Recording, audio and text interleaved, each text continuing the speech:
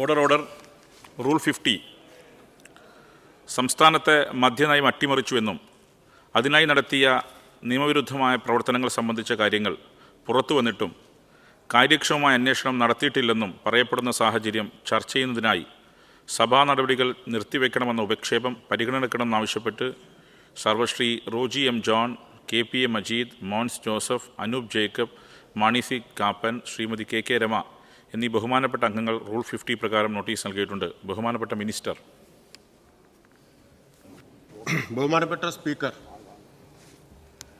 സംസ്ഥാനത്തെ മദ്യനയം ആവിഷ്കരിക്കുന്നത് എക്സൈസ് വകുപ്പ് മന്ത്രി സ്റ്റേക്ക് ഹോൾഡേഴ്സുമായി നടത്തുന്ന ചർച്ചയോടുകൂടിയിട്ടാണ്. മദ്യനയം രൂപീകരിക്കുന്നതിൻ്റെ ഏറ്റവും പ്രാഥമികമായ ഘട്ടം എക്സൈസ് വകുപ്പ് മന്ത്രി ബന്ധപ്പെട്ട എല്ലാ സ്റ്റേക്ക് ഹോൾഡേഴ്സുമായി നടത്തുന്ന ചർച്ചയാണ്. ഈ വർഷം നയം ആവിഷ്കരിച്ചിട്ടില്ല എന്നു മാത്രമല്ല, ആ പ്രാഥമിക ചർച്ച പോലും ഇതുവരെ നടത്തിയിട്ടില്ല. ജൂൺ 12, 13 തീയതികളിലാണ് ആ ചർച്ച നടത്താനിരിക്കുന്നത്. മാത്രമല്ല, മദ്യ നയം ചർച്ചകളുടെ അടിസ്ഥാനത്തിലൊരു കരട് നയം തയ്യാറാക്കി. ഒരു നയപരമായ പ്രശ്നമാണ് എന്നതുകൊണ്ട് തന്നെ രാഷ്ട്രീയമായിട്ടുള്ള ചർച്ചകൾ കൂടി നടത്തി. പിന്നീട് ക്യാബിനറ്റിൻ്റെ കൂടി അംഗീകാരത്തോടു കൂടിയാണ് മദ്യനയം നിലവിൽ വരുന്നത്. അപ്പോൾ ഏറ്റവും പ്രാഥമികമായ ഘട്ടം പോലും ഇവിടെ നടത്തിയിട്ടില്ല. നോട്ടീസിൽ ആരോപിക്കുന്നത് പോലെ 2 യോഗങ്ങളെക്കുറിച്ച് അവിടെ പറയുകയാണ്. ഒന്ന് ചീഫ് സെക്രട്ടറി നടത്തിയ യോഗമാണ്. അത് മദ്യനയവുമായി ബന്ധപ്പെട്ട യോഗമല്ല. സംസ്ഥാനത്തിൻ്റെ വിഭവ സമാഹരണം വർദ്ധിപ്പിക്കുന്നതിനും ഭരണകാര്യക്ഷമത വർദ്ധിപ്പിക്കുന്നതിനുമുള്ള നടപടികളെക്കുറിച്ച് ആലോചിക്കാനുള്ള സെക്രട്ടറിമാരുടെ യോഗമായിരുന്നു. ആ യോഗത്തിൽ അനേകം കാര്യങ്ങൾ ചർച്ച ചെയ്തിട്ടുണ്ടാവും. അത് സംബന്ധിച്ച് അത് മദ്യനയവുമായി ബന്ധപ്പെട്ട യോഗമല്ല എന്ന കാര്യം ചീഫ് സെക്രട്ടറി തന്നെ വ്യക്തമാക്കിയിട്ടുള്ളതാണ്. ടൂറിസം ഡയറക്ടർ സംഘടിപ്പിച്ച ഒരു യോഗത്തെക്കുറിച്ചാണ് പറയുന്നത്. അതും പതിവായി നടക്കുന്ന, റുട്ടീനായിട്ട് നടക്കുന്ന ഇൻഡസ്ട്രി കണക്ട് യോഗങ്ങളുടെ ഭാഗമാണ്. മദ്യവ്യവസായവും ടൂറിസം വ്യവസായവും തമ്മിലുള്ള ബന്ധം കേരളത്തിൽ എല്ലാ സർക്കാരുകളും ഇതിനു മുമ്പ് കണക്കിലെടുത്തിട്ടുള്ളതാണ്. അപ്പോൾ പതിവായി നടക്കുന്ന ഒരു യോഗം, ഡയറക്ടർ തലത്തിൽ മാത്രം നടന്ന ഒരു യോഗം, അതിനെ സംബന്ധിച്ച് ഡയറക്ടർ വ്യക്തമാക്കിയിട്ടുള്ളതാണ്. അത് ടൂറിസം മന്ത്രിയുടെ നിർദ്ദേശപ്രകാരമല്ല എന്നുള്ള കാര്യവും ഡയറക്ടർ വ്യക്തമാക്കിയിട്ടുണ്ട്. മന്ത്രിയും അക്കാര്യം വ്യക്തമാക്കിയിട്ടുണ്ട്. എന്നാൽ കഴിഞ്ഞ ഒരു മാസമായി സർക്കാർ പ്രാഥമിക നടപടി പോലും സ്വീകരിക്കാത്ത മദ്യനയത്തെക്കുറിച്ച് നിരന്തരമായിട്ടുള്ള വാർത്തകൾ വന്നുകൊണ്ടിരുന്നു. ആ വാർത്തകളുടെ കൂടി പശ്ചാത്തലത്തിലാണ് ഒരു വാട്സാപ്പ് വോയിസ് ക്ലിപ്പ് ശ്രദ്ധയിൽപ്പെടുന്നത്. ആർക്ക് എന്നില്ലാതെ ഒരാൾ മദ്യനയത്തിൻ്റെ പേരിൽ പണം ആവശ്യപ്പെടുന്ന വാട്സാപ്പ് വോയിസ് ക്ലിപ്പാണ് വന്നത്. അത് ശ്രദ്ധയിൽപ്പെട്ട ഉടൻ തന്നെ സർക്കാർ ശക്തമായ നടപടിയെടുത്തു. എൻ്റെ ഓഫീസ് തന്നെ DGPക്ക് അത് സംബന്ധിച്ച് പരാതി കൊടുത്തു. അന്വേഷണം നടന്നുകൊണ്ടിരിക്കുകയാണ്. അപ്പം അന്വേഷണം നടക്കുന്നില്ല എന്ന നോട്ടീസിലെ പരാമർശവും അടിസ്ഥാനരഹിതമാണ്. അതുകൊണ്ട് ഇല്ലാത്ത ഒരു മദ്യനയത്തിൻ്റെ പേരിൽ പ്രാഥമിക നടപടികൾ പോലും സർക്കാർ ആരംഭിച്ചിട്ടില്ലാത്ത ഒരു കാര്യത്തിൻ്റെ മുകളിൽ ഇപ്പോൾ ഇവിടെ അവതരണാനുമതി തേടിയിട്ടുള്ള ഈ അടിയന്തര പ്രമേയം സഭ നിർത്തിവെച്ച് ചർച്ച ചെയ്യേണ്ടതില്ല എന്ന കാര്യം സഭയെ അറിയിക്കുകയാണ്. Shri Roji M John. Sir, ഈ സർക്കാരിൻ്റെ അഴിമതിക്കും ദുർഭരണത്തിനുമെതിരായി പ്രതിപക്ഷം നടത്തുന്ന പോരാട്ടങ്ങൾക്ക് കരുത്തു പകരുന്ന ഒരു ജനവിധിയാണ് ഈ തെരഞ്ഞെടുപ്പിൽ ഉണ്ടായിരിക്കുന്നത്. അതുകൊണ്ട് തന്നെ ആ ജനവിധി ഉൾക്കൊണ്ടുകൊണ്ട് ഈ സർക്കാരിൻ്റെ അഴിമതികൾ ഒന്നൊന്നായി നിയമസഭയ്ക്കകത്തായാലും പുറത്തായാലും തുറന്നു കാട്ടുവാൻ ഈ പ്രതിപക്ഷം ഉണ്ടാകുമെന്ന് ഞാൻ ആമുഖമായി പറയാൻ ആഗ്രഹിക്കുകയാണ്. സർ, 2015 മാർച്ച് 10 ബഹുമാനായ അന്നത്തെ പ്രതിപക്ഷ നേതാവ് ശ്രീ VS അച്യുതാനന്ദൻ നിയമസഭയിൽ നടത്തിയ ഒരു പ്രസംഗം, അതിലെ ഏതാനും വാചകങ്ങൾ ഞാനിവിടെ ഉദ്ധരിക്കുകയാണ്. ശ്രീ KM മാണിയും ശ്രീ ഉമ്മൻചാണ്ടിയും ശ്രീ PC ജോർജുമൊക്കെ വിശുദ്ധ ഗ്രന്ഥം നന്നായി വായിച്ച് പഠിച്ചിട്ടുള്ളവരല്ലേ? അതിൽ മത്തായിയുടെ സുവിശേഷത്തിൽ നിന്നും ഒരു വാചകം ഉദ്ധരിക്കാം. ഒരു മനുഷ്യൻ ഈ ലോകം മുഴുവൻ നേടിയാലും സ്വന്തം ആത്മാവ് നഷ്ടപ്പെടുത്തിയാൽ എന്ത് പ്രയോജനമാണെന്നാണ് പറയുന്നത്. അതിനുശേഷം അദ്ദേഹം പറയാണ്, സർ, വചനം സത്യമായി അനുഭവപ്പെടുന്ന ഒരു കാലം വരും മിസ്റ്റർ മാണി. കെടാത്ത തീയും ചാകാത്ത പുഴുവും നിറഞ്ഞ നരകത്തിൽ മാണി വീണു പോകുന്നത് എനിക്ക് ഓർക്കാൻ പോലും കഴിയുന്നില്ല. കെടാത്ത തീയും ചാകാത്ത പുഴുവും. സർ, ബഹുമാനപ്പെട്ട മുഖ്യമന്ത്രിയോടും ബഹുമാനപ്പെട്ട മന്ത്രിമാരായ ശ്രീ MP രാജേഷിനോടും ശ്രീ മുഹമ്മദ് റിയാസിനോടും ഞങ്ങൾക്ക് പറയാനുള്ളത് ഇത് തന്നെയാണ് സർ. കെടാത്ത തീയും ചാകാത്ത പുഴുവും നിറഞ്ഞ നരകത്തിൽ നിങ്ങൾ വീണു പോകരുത് എന്നുള്ളതാണ്. സർ, സമാനമായ രീതിയിൽ ഈ അടുത്ത ദിവസങ്ങളിൽ പുറത്തു വന്നിട്ടുള്ള ഒരു ശബ്ദ സന്ദേശം എങ്ങനെയാണോ വന്നത്, സമാനമായ രീതിയിൽ വന്ന ചില ശബ്ദരേഖകളുടെയൊക്കെ അടിസ്ഥാനത്തിലാണ് സർ ബഹുമാനായ ശ്രീ KM മാണിക്കെതിരെ അന്ന് ബാർക്കോഴ ആരോപണം ഇപ്പോഴത്തെ ഭരണപക്ഷം അന്ന് ഉന്നയിച്ചതും കേരളത്തിൽ മുൻപെങ്ങും കണ്ടിട്ടില്ലാത്ത വിധത്തിലുള്ള എല്ലാ കോലാഹലങ്ങൾക്കും നമ്മളന്ന് സാക്ഷ്യം വഹിക്കുകയൊക്കെ ചെയ്ത് അന്ന് നിയമസഭ തന്നെ തല്ലിത്തകർക്കുന്ന, ബഹുമാനപ്പെട്ട ചെയർ പോലും ഇരിക്കുന്ന അവിടുത്തെ കമ്പ്യൂട്ടർ ഉൾപ്പെടെ തല്ലിത്തകർക്കുന്ന ഈ സംസ്ഥാനത്തിന്റെ ചരിത്രത്തിൽ ഏറ്റവും വലിയ നാണക്കേടുണ്ടാക്കിയ സംഭവവികാസങ്ങൾക്ക് ഈ നിയമസഭ സാക്ഷ്യം വഹിച്ചത് ഇതുപോലെ ഈ ബാർക്കോഴയുടെ അഴിമതി ആരോപണത്തിന്റെ പേരിലായിരുന്നു സർ. അന്ന് ബഹുമാനപ്പെട്ട VS നടത്തിയ മറ്റൊരു പ്രസ്താവന കൂടി ഉണ്ടായിരുന്നു. മാർച്ച് 12-ാം തീയതി സർ, കോഴ വാങ്ങിയ മാണി, കോഴപ്പണം എണ്ണാൻ സ്വന്തമായി യന്ത്രം വീട്ടിൽ സൂക്ഷിച്ചിരിക്കുന്ന മാണി, ബഡ്ജറ്റ് വിറ്റ് കാശാക്കുന്ന മാണി, ഇത്രയും കൊള്ളരുതായ്മകൾ കൊണ്ട് മുഖം വികൃതമാക്കിയ മാണിയെ ബഡ്ജറ്റ് അവതരിപ്പിക്കാൻ ഞങ്ങൾ സമ്മതിക്കില്ല എന്നാണ് പറഞ്ഞത്. സർ, ഈ തരുണത്തിൽ അധ്യാത്മരാമായണത്തിലെ 4 വരികൾ ഇവിടെ ഉദ്ധരിക്കാൻ ആഗ്രഹിക്കുകയാണ്. വളരെ പ്രസക്തമാണ്. നിത്യവും ചെയ്യുന്ന കർമ്മഫലം കർത്താവ് ഒഴിഞ്ഞു മറ്റന്യൻ പൂജിക്കുമോ? താൻ നിരന്തരം ചെയ്യുന്ന കർമ്മങ്ങൾ താൻ അനുഭവിച്ചിട് എന്നേ വരൂ. സർ, എന്താണിപ്പോൾ ഏറ്റവും പുതിയതായി പുറത്തു വന്നുകൊണ്ടിരിക്കുന്ന വിവരങ്ങൾ? ഞെട്ടിപ്പിക്കുന്ന വിവരങ്ങളാണ്. സർ, ബാർ ഉടമകൾക്ക് അനുകൂലമായി മദ്യനയം രൂപീകരിക്കുന്നതിന് കോഴ നൽകാനായി ബാർ ഉടമകൾ 2.5 ലക്ഷം രൂപ വീതം നൽകണമെന്നാവശ്യപ്പെട്ടിട്ടുള്ള സംഘടനാ നേതാവിൻ്റെ ശബ്ദ സന്ദേശമാണ് പുറത്തു വന്നിരിക്കുന്നത്. വളരെ കൃത്യമായ ശബ്ദ സന്ദേശം. 2024 മെയ് 23-ന് ഫെഡറേഷൻ ഓഫ് കേരള ഹോട്ടൽ അസോസിയേഷൻ്റെ സംസ്ഥാന നേതാവും ഇടുക്കി ജില്ലാ പ്രസിഡന്റുമായിട്ടുള്ള ഒരു വ്യക്തിയുടെ ശബ്ദ സന്ദേശമാണ് പുറത്തു വന്നിരിക്കുന്നത്. എന്താണ് അതിൽ പറഞ്ഞിരിക്കുന്നത്? മെയ് 23-ന് എറണാകുളം റിനൈസൻസ് ഹോട്ടലിൽ വെച്ച് യോഗം നടക്കുകയാണ്. ആ യോഗ സ്ഥലത്ത് നിന്ന് യോഗം കഴിഞ്ഞതിന് ശേഷമാണ് ഞാൻ ഈ സന്ദേശം അയക്കുന്നത്. തെരഞ്ഞെടുപ്പ് കഴിഞ്ഞാൽ ഉടൻ പുതിയ മദ്യനയം വരുന്നതാണ്. അതിനകത്ത് 1-ാം തീയതി ഡ്രൈ ഡേ എടുത്ത് കളയുന്നതടക്കമുള്ള കാര്യങ്ങൾ ഉണ്ടാകും എന്ന് പറയുന്നത് ഒരു ബാർ മുതലാളിയാണ് സർ. അവിടെ കൊണ്ട് തീർന്നില്ല. ഇതൊക്കെ ചെയ്തു തരണമെങ്കിൽ നമ്മൾ കൊടുക്കേണ്ടുന്ന കാര്യങ്ങൾ കൊടുക്കണം. ഇടുക്കി ജില്ലയിൽ നിന്ന് ഒരു ഹോട്ടൽ മാത്രമാണ് 2.5 ലക്ഷം നൽകിയത്. വലിയൊരു ഗ്രൂപ്പ് 4 ലക്ഷം രൂപ കൊടുത്തിട്ടുണ്ട്. അതിന്റെ കണക്ക് പ്രസിഡന്റ് ഇവിടെ വെച്ച് തന്നെ പറഞ്ഞു. വളരെ വിശദമായിട്ടാണ് കാര്യങ്ങൾ പറഞ്ഞിരിക്കുന്നത്. ഇതുവരെ 1/3 ആണ് ടോട്ടൽ കളക്ഷനായി സ്റ്റേറ്റിൽ നിന്നും കിട്ടിയത്. 1/3 ഓൾറെഡി പിരിച്ചെടുത്തു കഴിഞ്ഞു. പണം കൊടുക്കാതെ ആരും നമ്മളെ സഹായിക്കില്ല. 2.5 ലക്ഷം രൂപ വെച്ച് കൊടുക്കാൻ പറ്റുന്നവർ നൽകുക. പണ്ടത്തെ അവസ്ഥ വന്നാൽ ഇനി നമ്മൾ എല്ലാവരും അതിനെപ്പറ്റി ചിന്തിക്കണം. സർ, അവിടെ കൊണ്ടൊന്നും അവസാനിച്ചിട്ടില്ല. ഏറ്റവും പ്രസക്തമായ ഭാഗം, ഇലക്ഷൻ കഴിഞ്ഞ് ഒരു പാർട്ടിയും പൈസ സാധാരണ നിലയിൽ മേടിക്കുന്നതല്ല. എന്നിട്ടും അതിനുള്ള ഓപ്ഷൻ നമ്മൾ ഉണ്ടാക്കിയിട്ടുണ്ട്. എന്താണ് സർ? ഇലക്ഷൻ കഴിഞ്ഞ് സാധാരണ പണം മേടിക്കുന്നതല്ല, പക്ഷെ എന്നിട്ടും അത് കൊടുക്കാനുള്ള സംവിധാനം, അതിനുള്ള ഓപ്ഷൻ നമ്മൾ ഏർപ്പെടുത്തിയിട്ടുണ്ട് എന്ന് സംഘടനയുടെ ഉത്തരവാദിത്തപ്പെട്ട ഒരു ഭാരവാഹി വളരെ വിശദമായി അദ്ദേഹത്തിന്റെ വോയിസ് സന്ദേശം മറ്റ് അംഗങ്ങളുടെ ഗ്രൂപ്പുകളിലേക്ക് പോവുകയാണ് സർ. അപ്പോ ഇവിടെ ആരുണ്ടാക്കി? അവിടെ പറയുന്ന ആ ഓപ്ഷൻ ആരുണ്ടാക്കി? എന്താണ് ആ ഓപ്ഷൻ? ആ ഓപ്ഷൻ അറിയാൻ കേരളത്തിലെ ജനങ്ങൾക്ക് അവകാശമില്ലേ? ഏതാണ് അതിന്റെ പുറത്തിലുള്ള കറുത്ത കാര്യങ്ങൾ എന്നുള്ള അറിയാനുള്ള അവകാശം ഈ നാട്ടിലെ ജനങ്ങൾക്കില്ലേ? സർ, ഇതേ തുടർന്ന് ബഹുമാനപ്പെട്ട മന്ത്രി ശ്രീ MP രാജേഷ് അദ്ദേഹം ഒരു പരാതി ക്രൈംബ്രാഞ്ചിന് കൊടുത്തു. ക്രൈംബ്രാഞ്ച് കൊടുത്തിരിക്കുന്ന പരാതിയുടെ അടിസ്ഥാനത്തിൽ DGPക്ക് കൊടുത്ത പരാതിയുടെ അടിസ്ഥാനത്തിൽ ക്രൈംബ്രാഞ്ച് പ്രാഥമിക അന്വേഷണം പൂർത്തീകരിക്കാൻ പോവാണെന്നാണ് നമുക്ക് അറിയാൻ കഴിഞ്ഞത്. സർ, പരാതി കൊടുത്തതിന് ശേഷം ഇവിടെ പരാതിയിൽ എന്താണ് അന്വേഷിക്കുന്നത്? സർ, പരാതിയിൽ അന്വേഷിക്കുന്നത് ഈ ശബ്ദ സന്ദേശം എങ്ങനെ പുറത്തു വന്നു എന്നതിനെ സംബന്ധിച്ചുള്ള അന്വേഷണമാണ് നടക്കുന്നത്. അല്ലാതെ സർ, ശബ്ദ സന്ദേശം എങ്ങനെ പുറത്തു വന്നു എന്നാണ് ഇവിടെ അന്വേഷിക്കുന്നത്. അല്ലാതെ ഇവിടെ കോഴ നൽകാനായി പിരിച്ചെടുത്ത പണം അത് ബാർ ഉടമകളുടെ അസോസിയേഷന്റെ രജിസ്റ്ററിലുണ്ടോ? പരിശോധിച്ചിട്ടുണ്ടോ? ആ രജിസ്റ്റർ കസ്റ്റഡിയിൽ എടുത്ത് പരിശോധിച്ചിട്ടുണ്ടോ?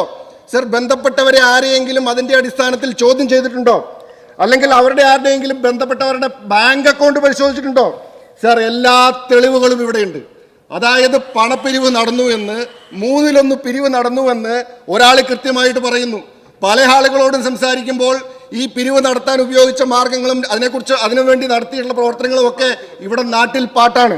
പക്ഷെ ഇതൊക്കെ നടന്നിരിക്കെ എന്തുകൊണ്ട് അഴിമതി നിരോധന നിയമപ്രകാരം ഒരു FIR ഇട്ട് കേസെടുക്കാനായിട്ട് ഈ സർക്കാർ തയ്യാറാവുന്നില്ല എന്നുള്ളതാണ് ഞങ്ങളുടെ ചോദ്യം. സർ, എന്റെ ടൈം എനിക്ക് ഡിജിറ്റൽ എറർ ഉണ്ട്. 5 മിനിറ്റായി. സർ, ടൈം കാണുന്നില്ല, ടൈം കിട്ടുന്നില്ല. 5 മിനിറ്റ് കഴിഞ്ഞു. പറഞ്ഞോ. സർ, അഴിമതി നടന്നിട്ടില്ല. സർ, അഴിമതി നടന്നിട്ടില്ല എന്നാണ് സർക്കാർ പറയുന്നത്. സർ, എങ്ങനെ പറയാൻ സാധിക്കും സർ? ഒരു അഴിമതിയുടെ സുപ്രധാന ഘടകം എന്ന് പറയുന്നത് ക്യൂട്ട് പ്രോക്കോ ആണ്. അതായത് ഇവിടെ ഒരു കാര്യം വ്യക്തമാണ്. ഒരു ബാറിൽ നിന്നും 2.5 ലക്ഷം രൂപ വീതം പിരിച്ചെടുക്കണം എന്ന് വളരെ കൃത്യമായി പറയുന്നു. 1/3 ലഭിച്ചു എന്ന് പറയുന്നു. ഇത് കൊടുക്കേണ്ടവർക്ക് കൊടുക്കണമെന്ന് പറയുന്നു. ഇവിടെ ബഹുമാനപ്പെട്ട മന്ത്രി ആദ്യം പറഞ്ഞപ്പോൾ പറഞ്ഞു ആർക്ക് കൊടുക്കണമെന്ന് പോലും പറയാത്ത ഒരു സന്ദേശത്തെ കുറിച്ചാണ് ഇവിടെ ചർച്ച ചെയ്യുന്നതെന്ന്. സർ, ആർക്ക് കൊടുക്കണമെന്നാണ് ഇന്ന് ഇത് പറഞ്ഞതെന്ന് മനസ്സിലാകാത്തത് ബഹുമാനപ്പെട്ട എക്സൈസ് വകുപ്പ് മന്ത്രിക്ക് മാത്രമാണ്. ഇത് ഞങ്ങൾക്ക് ആർക്കെങ്കിലും തരാൻ വേണ്ടിയിട്ടാണോ? സർ, ഇത് ആർക്ക് കൊടുക്കാൻ വേണ്ടിയിട്ടാണ് ഈ പിരിവ് നടത്തിയതെന്നുള്ള കാര്യം വളരെ വ്യക്തമാണ്. സർ, ഒരു കാര്യം കൂടി ചോദിക്കട്ടെ. സർ, ഇവിടെ എന്തുകൊണ്ട് sir prevention of corruption act ഉണ്ട്, അഴിമതി നിരോധന നിയമം. ആ അഴിമതി നിരോധന നിയമത്തിന്റെ സെക്ഷൻ 12 അനുസരിച്ചിട്ട്, അതായത് അഴിമതിക്ക് വേണ്ടിയിട്ടുള്ള അബറ്റ്മെന്റും വളരെ കുറ്റകരമാണ്, ശിക്ഷ അർഹിക്കുന്ന ഒരു കുറ്റമാണ്. എന്താണ് പറയുന്നത്? Section 12, whoever abets any offence punishable under this act, whether or not that offence is committed in consequence of that abatement, shall be punishable with imprisonment for a term which shall be not less than 3 years, but which may extend to 7 years and shall also be liable to fine. എന്ന് പറഞ്ഞാൽ ഒരഴിമതിക്ക് പ്രേരകമായിട്ട് ആരെങ്കിലും എന്തെങ്കിലും ചെയ്താൽ ആ അഴിമതി നടന്നോ ഇല്ലയോ അതിന് പ്രേരകമായിട്ടുള്ള ഇടപെടൽ പോലും കുറ്റകരമാണ് എന്ന് അഴിമതി നിരോധന നിയമപ്രകാരം പറയുമ്പോൾ, വളരെ വ്യക്തമായി പറയുമ്പോൾ, അതിനെക്കുറിച്ചൊരു അന്വേഷണം നടത്തുവാൻ, ഇതിന്റെ അഴിമതിയെക്കുറിച്ച് അന്വേഷണം നടത്തുവാനായിട്ട് ഈ സർക്കാർ തയ്യാറാവാതെ ഈ ശബ്ദ സന്ദേശം എങ്ങനെ പുറത്തുപോയി, ഈ ശബ്ദ സന്ദേശം എങ്ങനെ സർക്കാരിന് മാനക്കേടുണ്ടാക്കി, അതിനകത്ത് ഗൂഢാലോചനയുണ്ടോ എന്നുള്ള കാര്യം മാത്രമാണ് ഈ സർക്കാർ അന്വേഷിക്കുന്നത്, പോലീസ് അന്വേഷിക്കുന്നതെന്ന് പറയുമ്പോൾ ഇതിന്റെ അഴിമതിയിലേക്ക് ഈ അന്വേഷണം കൺതുറക്കില്ല, ഈ അന്വേഷണം എങ്ങും എത്തിച്ചെല്ലില്ല എന്നുള്ള കാര്യം വളരെ സുവ്യക്തമായിരിക്കുകയാണ് സർ. സർ, ഇവിടെ ഒരു കാര്യം കൂടി പറഞ്ഞു. അതിനുശേഷം ഇതൊക്കെ പുറത്തു വന്നതിന് ശേഷം സംഘടനയുടെ ആളുകൾ പറഞ്ഞു ആസ്ഥാന മന്ദിരം നിർമ്മിക്കാൻ വേണ്ടിയിട്ടാണ് പണപ്പിരിവ് നടത്തിയതെന്നൊക്കെ. സർ, ഇതൊക്കെ വളരെ വ്യക്തമായി പല രേഖകളും പുറത്തു വന്നിട്ടുണ്ട്. സംഘടനയുടെ ആസ്ഥാന മന്ദിരം നിർമ്മിക്കാൻ വേണ്ടിയിട്ട് 1 ലക്ഷം രൂപ വീതമുള്ള പിരിവ് അതൊക്കെ ജനുവരി മാസത്തിൽ നടന്നു പോയതാണ്. അതൊക്കെ പലതവണ നമ്മളിവിടെ ചർച്ച ചെയ്തിട്ടുള്ള കാര്യം, ഈ രേഖകളൊക്കെ പുറത്തു വന്നിട്ടുള്ളതാണ്. സംഘടനയുമായി ബന്ധപ്പെട്ട് അവരുടെ മീറ്റിംഗിന്റെ മിനിറ്റ്സും കാര്യങ്ങളും ഒക്കെ പുറത്തു വന്നിട്ടുള്ള കാര്യമാണ്. സർ, ഇവിടെ നമ്മൾ മനസ്സിലാക്കേണ്ട കാര്യം എന്താണ്? ഇവിടെ അതുകൊണ്ട് തന്നെ സംഘടന വിഷയമൊക്കെ പുറത്തു വന്നു കഴിഞ്ഞപ്പോഴത്തേക്കും സംഘടന നേരെ വിഷയം മാറ്റി. എന്താണ്? ഓഫീസിന്റെ കാര്യം പറഞ്ഞു. ഞാനിവിടെ സൂചിപ്പിച്ചു, ജനുവരി മാസത്തിൽ അതുമായി ബന്ധപ്പെട്ടിട്ടുള്ള കാര്യങ്ങളും അതുമായി ബന്ധപ്പെട്ട പിരിവുമൊക്കെ ഇവിടെ നടന്നാണ്. 1 ലക്ഷം രൂപ വീതം. ഇപ്പോൾ 2.5 ലക്ഷം രൂപ വീതം പിരിക്കുന്നത് ആർക്ക് വേണ്ടിയിട്ടാണ് എന്നുള്ളത് വളരെ വ്യക്തമാണ്. ഇപ്പൊ ബഹുമാനപ്പെട്ട മന്ത്രി പറഞ്ഞൊരു കാര്യം സർ, ബഹുമാനപ്പെട്ട മന്ത്രി ഇപ്പോൾ പറഞ്ഞത് ഇതുമായി ബന്ധപ്പെട്ടുകൊണ്ട് യാതൊരു ആലോചനയും നടന്നിട്ടില്ല എന്നാണ് പറഞ്ഞത്. പ്രാഥമികമായിട്ടുള്ള യാതൊരു ചർച്ചകളും നടന്നിട്ടില്ല എന്നാണ് ബഹുമാനപ്പെട്ട മന്ത്രി ഇവിടെ പറഞ്ഞിരിക്കുന്നത്. സർ, ഇവിടെ ചില കാര്യങ്ങൾ നമ്മൾ ശ്രദ്ധിക്കേണ്ടതായിട്ടുണ്ട്. ജനുവരി മാസത്തിൽ ചീഫ് സെക്രട്ടറി ഇത് സംബന്ധിച്ച് യോഗം വിളിച്ചു ചേർത്തിട്ടുണ്ട്. അതിനുശേഷം മാർച്ചിൽ ചീഫ് സെക്രട്ടറി വീണ്ടും യോഗം വിളിച്ചു ചേർത്തിട്ടുണ്ട്. അപ്പോൾ ഈ യോഗത്തിന് അതിനുശേഷമാണ് മാർച്ചിൽ യോഗം ചീഫ് സെക്രട്ടറി വിളിച്ചതിന് ശേഷം ഇവിടെ ടൂറിസം ഡിപ്പാർട്ട്മെന്റ് ടൂറിസം ഡയറക്ടർ അത് പിന്നീട് മെയ് 21 യോഗം വിളിച്ചു ചേർക്കുകയാണ്. അതിന്റെ സീക്വൻസ് നമ്മളൊന്ന് പരിശോധിക്കണം. ഇവിടെ ബഹുമാനപ്പെട്ട മന്ത്രി പറഞ്ഞു യാതൊരു ആലോചനയും സ്റ്റേക്ക് ഹോൾഡേഴ്സുമായി ബന്ധപ്പെട്ട് നടന്നിട്ടില്ല എന്ന് ബഹുമാനപ്പെട്ട മന്ത്രി പറയുകയാണ്. പക്ഷേ കഴിഞ്ഞ ദിവസം ചീഫ് സെക്രട്ടറി കൊടുത്ത വിശദീകരണ കുറിപ്പ്, അദ്ദേഹത്തിന്റെ പത്രക്കുറിപ്പിൽ എന്താ പറഞ്ഞിരിക്കുന്നത്? ഡ്രൈ ഡേ ഒഴിവാക്കണമെന്ന ആവശ്യം വ്യവസായം ടൂറിസം മേഖലകളിലെ സ്റ്റേക്ക് ഹോൾഡേഴ്സിന്റെ ഭാഗത്ത് നിന്ന് വളരെ മുൻപ് തന്നെ ഉയർന്നു വന്നിട്ടുള്ള കാര്യമാണ്. എക്സൈസ് വകുപ്പിലും സ്റ്റേക്ക് ഹോൾഡേഴ്സിന്റെ ഭാഗത്ത് നിന്ന് സമാനമായ ആവശ്യം ഉയർന്നിട്ടുണ്ട്. എക്സൈസ് വകുപ്പുമായി ബന്ധപ്പെട്ട കാര്യങ്ങൾ ചർച്ച ചെയ്യാൻ ജനുവരി 4 ചീഫ് സെക്രട്ടറി വിളിച്ചു ചേർത്ത യോഗത്തിലും ഈസ് ഓഫ് ഡൂയിങ് ബിസിനസിന്റെ ഭാഗമായി മദ്യ വ്യവസായവുമായി ബന്ധപ്പെട്ട് സ്റ്റേക്ക് ഹോൾഡേഴ്സ് ഉന്നയിച്ച വിഷയങ്ങളും ഡ്രൈ ഡേ ഒഴിവാക്കുന്ന കാര്യം ഉയർന്നു വന്നിരുന്നു. ബഹുമാനപ്പെട്ട ചീഫ് സെക്രട്ടറി പറഞ്ഞിരിക്കുന്നതാണ്. അങ്ങ് പറയുന്നത് സ്റ്റേക്ക് ഹോൾഡേഴ്സുമായി ബന്ധപ്പെട്ടുകൊണ്ട് യാതൊരു കാര്യവും നടന്നിട്ടില്ല എന്നാണ് ഇവിടെ പറയുന്നത്. സാർ, ഇവിടെ നമ്മൾ ശ്രദ്ധിക്കേണ്ട ഒരു കാര്യം ശ്രീ റോജി, സമയം എക്സീഡ് ചെയ്യുന്നുണ്ട് സാർ. സമയം 3 മിനിറ്റ് ഞാൻ നീട്ടിക്കൊണ്ട് പോകില്ല. ഞാൻ ചുരുക്കാം സാർ. ഞാൻ വിഷയത്തിന് അപ്പുറത്തേക്കൊന്നും പോകില്ല സാർ. സാർ, ഇവിടെ ശ്രദ്ധിക്കേണ്ട ഒരു കാര്യം, ചീഫ് സെക്രട്ടറി യോഗം വിളിച്ചു ചേർക്കുന്നു ജനുവരി മാസത്തിൽ. അതിനുശേഷം രണ്ടാമത്തെ യോഗം നടക്കുന്നു മാർച്ച് മാസത്തിൽ. ഇത് ചീഫ് സെക്രട്ടറി തന്നെ സ്ഥിരീകരിച്ചിട്ടുള്ള കാര്യമാണ്. അപ്പോൾ ചീഫ് സെക്രട്ടറി യോഗം വിളിച്ചു ചേർത്തതിന് ശേഷം മാർച്ച് മാസത്തിൽ വിളിച്ചു ചേർത്തതിന് ശേഷം സർ, ടൂറിസം ഡയറക്ടർ മെയ് 21-ാം തീയതി സൂം മീറ്റിംഗ് കൂടുകയാണ്. സർ, എക്സൈസ് പോളിസിയുമായി ബന്ധപ്പെട്ടുകൊണ്ട് സംസ്ഥാനത്തിന്റെ ടൂറിസം വകുപ്പിന് എന്താണ് കാര്യമെന്നറിയാൻ ഞങ്ങൾക്ക് ആഗ്രഹമുണ്ട്. ടൂറിസം വകുപ്പിന് എന്തിനാണ് ഇക്കാര്യത്തിൽ അമിതമായിട്ടുള്ള താല്പര്യമെടുക്കുന്നത്? എന്തിനാണ് ടൂറിസം വകുപ്പ് എക്സൈസ് ഡിപ്പാർട്ട്മെന്റിന്റെ കാര്യത്തിലേക്ക് കൈകടത്തുന്നത്? ഇവിടെ പറഞ്ഞു സാധാരണ യോഗമാണെന്ന് പറഞ്ഞു. സർ, ഇപ്പൊ ബഹുമാനപ്പെട്ട മന്ത്രി പറഞ്ഞു ഇതൊക്കെ സാധാരണ നടക്കുന്ന യോഗമാണ്. സർ, ടൂറിസം ഡിപ്പാർട്ട്മെന്റ് വിളിച്ചു ചേർത്ത യോഗത്തിന്റെ സബ്ജക്ട്, അജണ്ട എന്താണ്?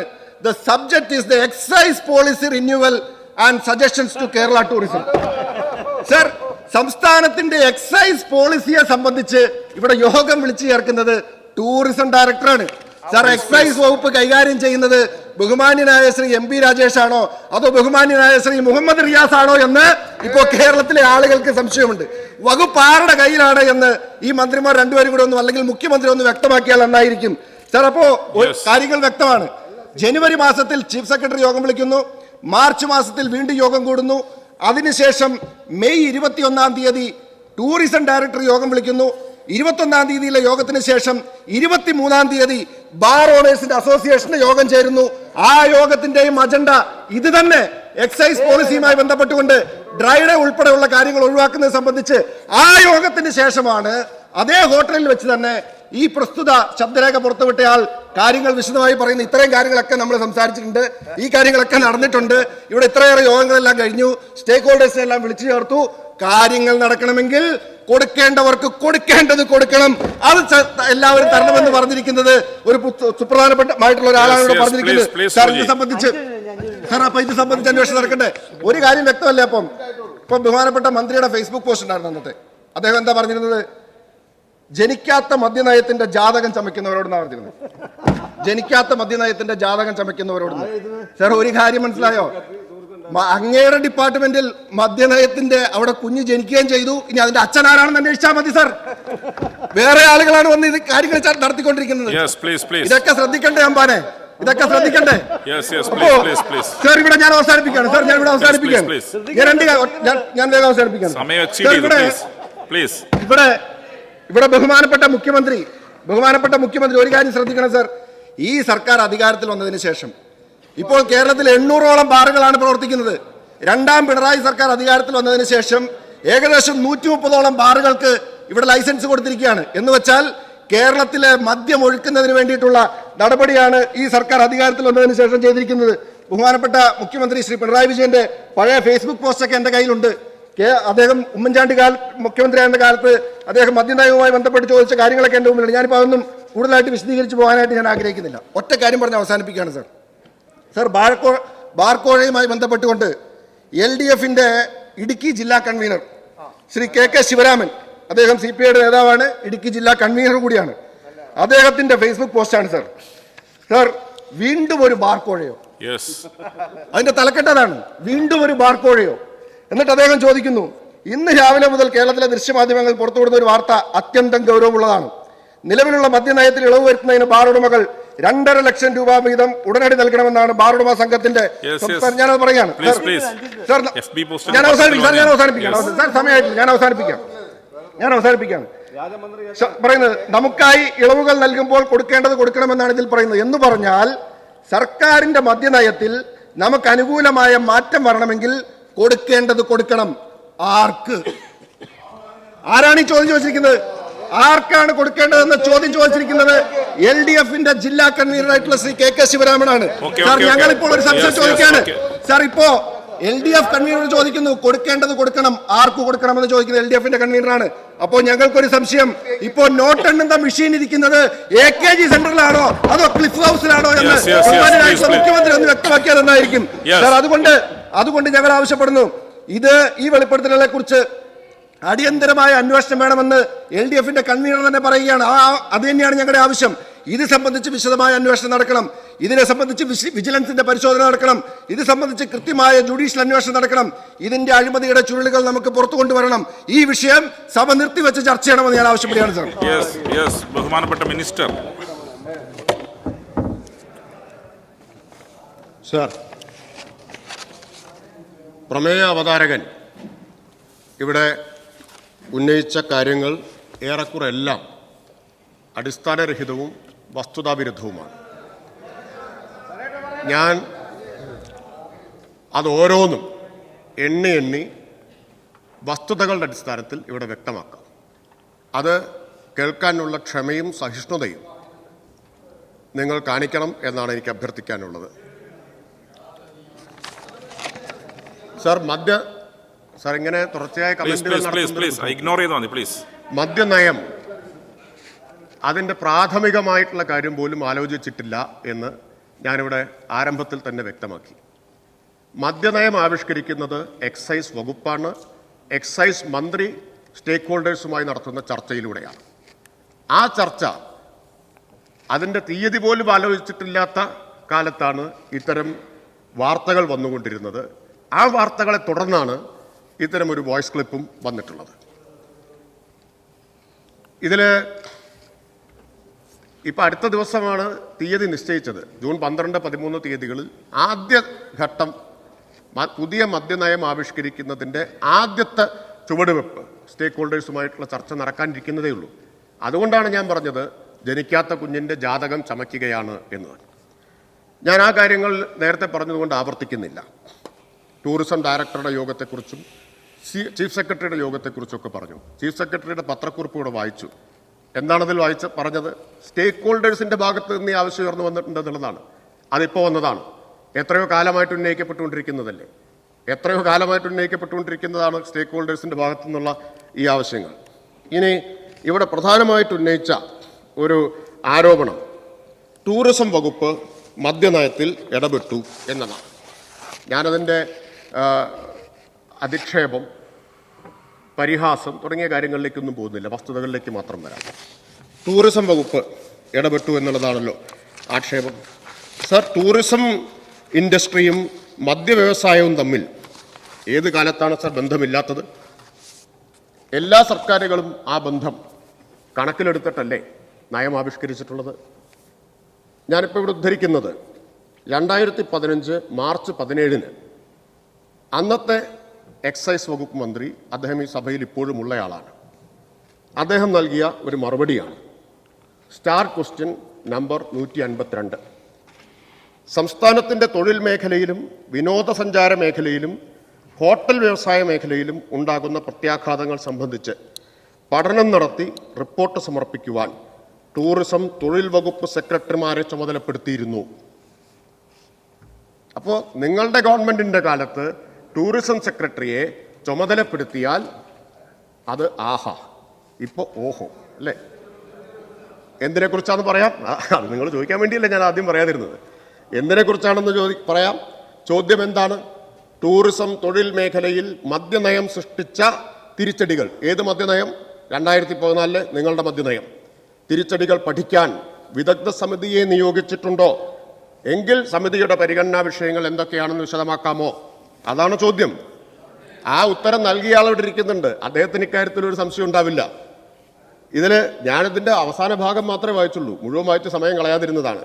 മദ്യനയത്തിലെ വ്യവസ്ഥകൾ പൂർണ്ണമായി നടപ്പാക്കുമ്പോൾ പ്രവർത്തിച്ചു വരുന്ന 5 സ്റ്റാർ ഒഴികെയുള്ള ബാർ ഹോട്ടലുകളുടെ ലൈസൻസ് റദ്ദ് ചെയ്യപ്പെടുമെന്നതിനാലും സംസ്ഥാനത്തിൻ്റെ തൊഴിൽ മേഖലയിലും വിനോദസഞ്ചാര മേഖലയിലും ഉണ്ടാവുന്ന പ്രത്യാഘാതങ്ങളെക്കുറിച്ച് പഠിക്കാനും ആണ്. അപ്പോൾ ടൂറിസം വകുപ്പ് സെക്രട്ടറിയെ ചുമതലപ്പെടുത്തിയിട്ടുണ്ട്. ഇവിടെ ഡയറക്ടർ യോഗം ചേർന്നതിനാണ് ഈ കോലാഹലം ഉണ്ടാക്കുന്നത്. നിങ്ങൾ ചുമതലപ്പെടുത്തുകയാണ് ചെയ്തത്. അല്ല, ഇങ്ങനെ അസ്വസ്ഥരാവണ്ട. അല്ല, ഈ ഒരു വസ്തുതയെ ഇപ്പം പറഞ്ഞിട്ടുള്ളൂ. ഇനിയും പല വസ്തുതകളും പറയാനുണ്ട്. നിങ്ങൾക്ക് കുറച്ച് അക്ഷമയും അസഹിഷ്ണുതയും ഉണ്ടാവും. അത് ആളുകളൊന്ന് കാണട്ടെ. ആളുകളൊന്ന് കാണട്ടെ. ഇനി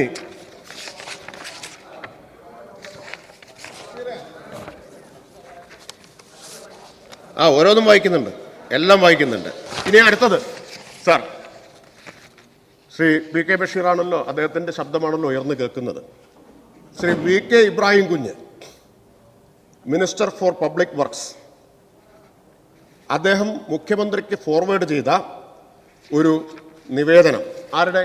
നേരത്തെ പറഞ്ഞ സ്റ്റേക്ക് ഹോൾഡേഴ്സിൽ ഒരു കൂട്ടരുടെ അവരുടെ നിവേദനം എന്താണ്? Request to save tourism industry from the crisis evolve due to the implementation of the new liquor policy in the state. അതായത് നിങ്ങളുടെ അന്നത്തെ മദ്യനയം ക്രൈസിസ് ഉണ്ടാക്കിയെന്ന് സ്റ്റേക്ക് ഹോൾഡേഴ്സ് പറയുന്നു. അത് പഠിക്കണം എന്നാവശ്യപ്പെട്ട് ഇബ്രാഹിം കുഞ്ഞ് ബഹുമാനപ്പെട്ട മുഖ്യമന്ത്രിക്ക് നിവേദനം കൊടുക്കുന്നു. ആ നിവേദനം ആർക്ക് കൊടുത്തു? Minister tourism may see. Minister tourism may see. Minister tourism എന്ത് ചെയ്തു? സെക്രട്ടറി ടൂറിസം ഉചിത നടപടികൾക്കായി ഉചിത നടപടി സ്വീകരിക്കാൻ ചുമതലപ്പെടുത്തിയത് സെക്രട്ടറി ടൂറിസത്തെയാണ്. അല്ല, അതിലൊന്നും തെറ്റില്ല. ഇവിടെ യോഗം ചേർന്നാൽ തെറ്റാണല്ലേ? ഇതാ ഞാൻ പറഞ്ഞത്.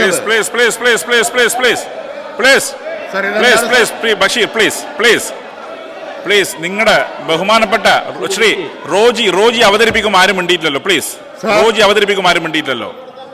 പ്രമേയാവതാരകന്റെ അത്യന്തം അധിക്ഷേപകരമായ ധാർഷ്ട്യവും പുച്ഛവും നിന്ദയും നിറഞ്ഞ പ്രസംഗം ക്ഷമയോടുകൂടിയാണ് ഞങ്ങളെല്ലാം കേട്ടിരുന്നത്. ഞാൻ അതുപോലെ ഏതെങ്കിലും വാക്കുകൂടെ ഉപയോഗിച്ചോ? എന്തൊരു അസഹിഷ്ണുതയാണിത്! ഞാൻ ഏതെങ്കിലും വാക്ക് ഉപയോഗിച്ചോ?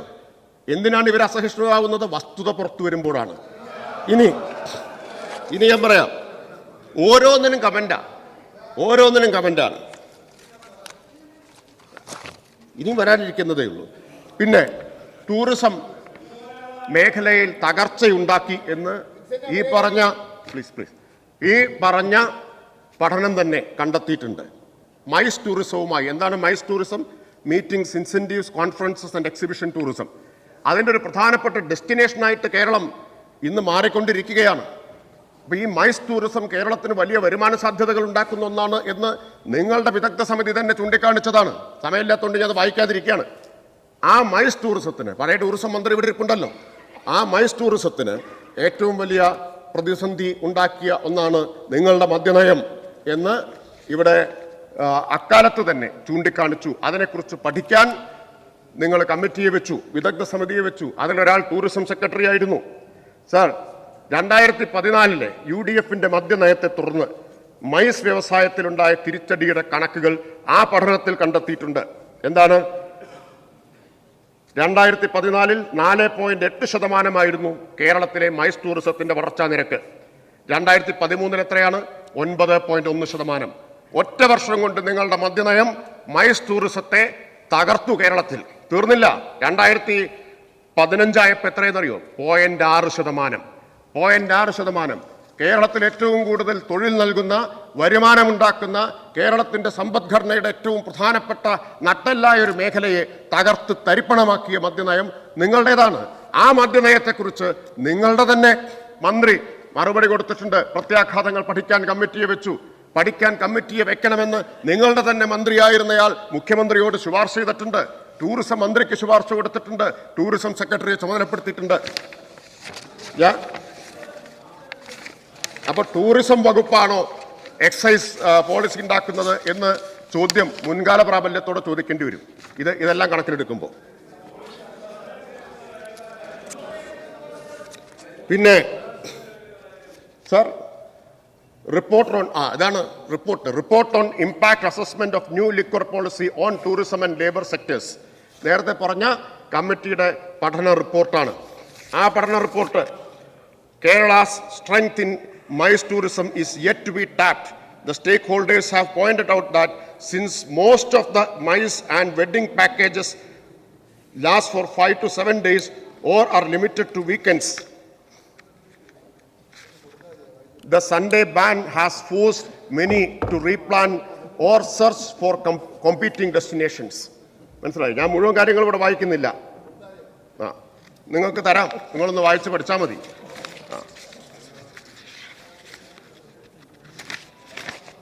അപ്പോൾ നിങ്ങളുടെ മദ്യനയം ടൂറിസത്തിന് വരുത്തിയ തിരിച്ചടിയെക്കുറിച്ച് പഠിച്ച റിപ്പോർട്ടാണ് ഇത്. അപ്പൊ അതിന് ടൂറിസം സെക്രട്ടറിയെ ചുമതലപ്പെടുത്തി. ശരി, ഇനി ഡ്രൈ ഡേയുടെ കാര്യത്തിലേക്ക് വരാം. വലിയൊരു ആക്ഷേപം അതാണല്ലോ, ഡ്രൈ ഡേ. സർ, ഈ സർക്കാർ ഡ്രൈ ഡേ പിൻവലിച്ചിട്ടില്ല എന്ന് മാത്രമല്ല, അതിനെക്കുറിച്ചൊരു പ്രാഥമികാലോചന പോലും നടത്തിയിട്ടില്ല. പക്ഷെ പിൻവലിച്ചവരുണ്ട്, അത് ഞങ്ങളല്ല.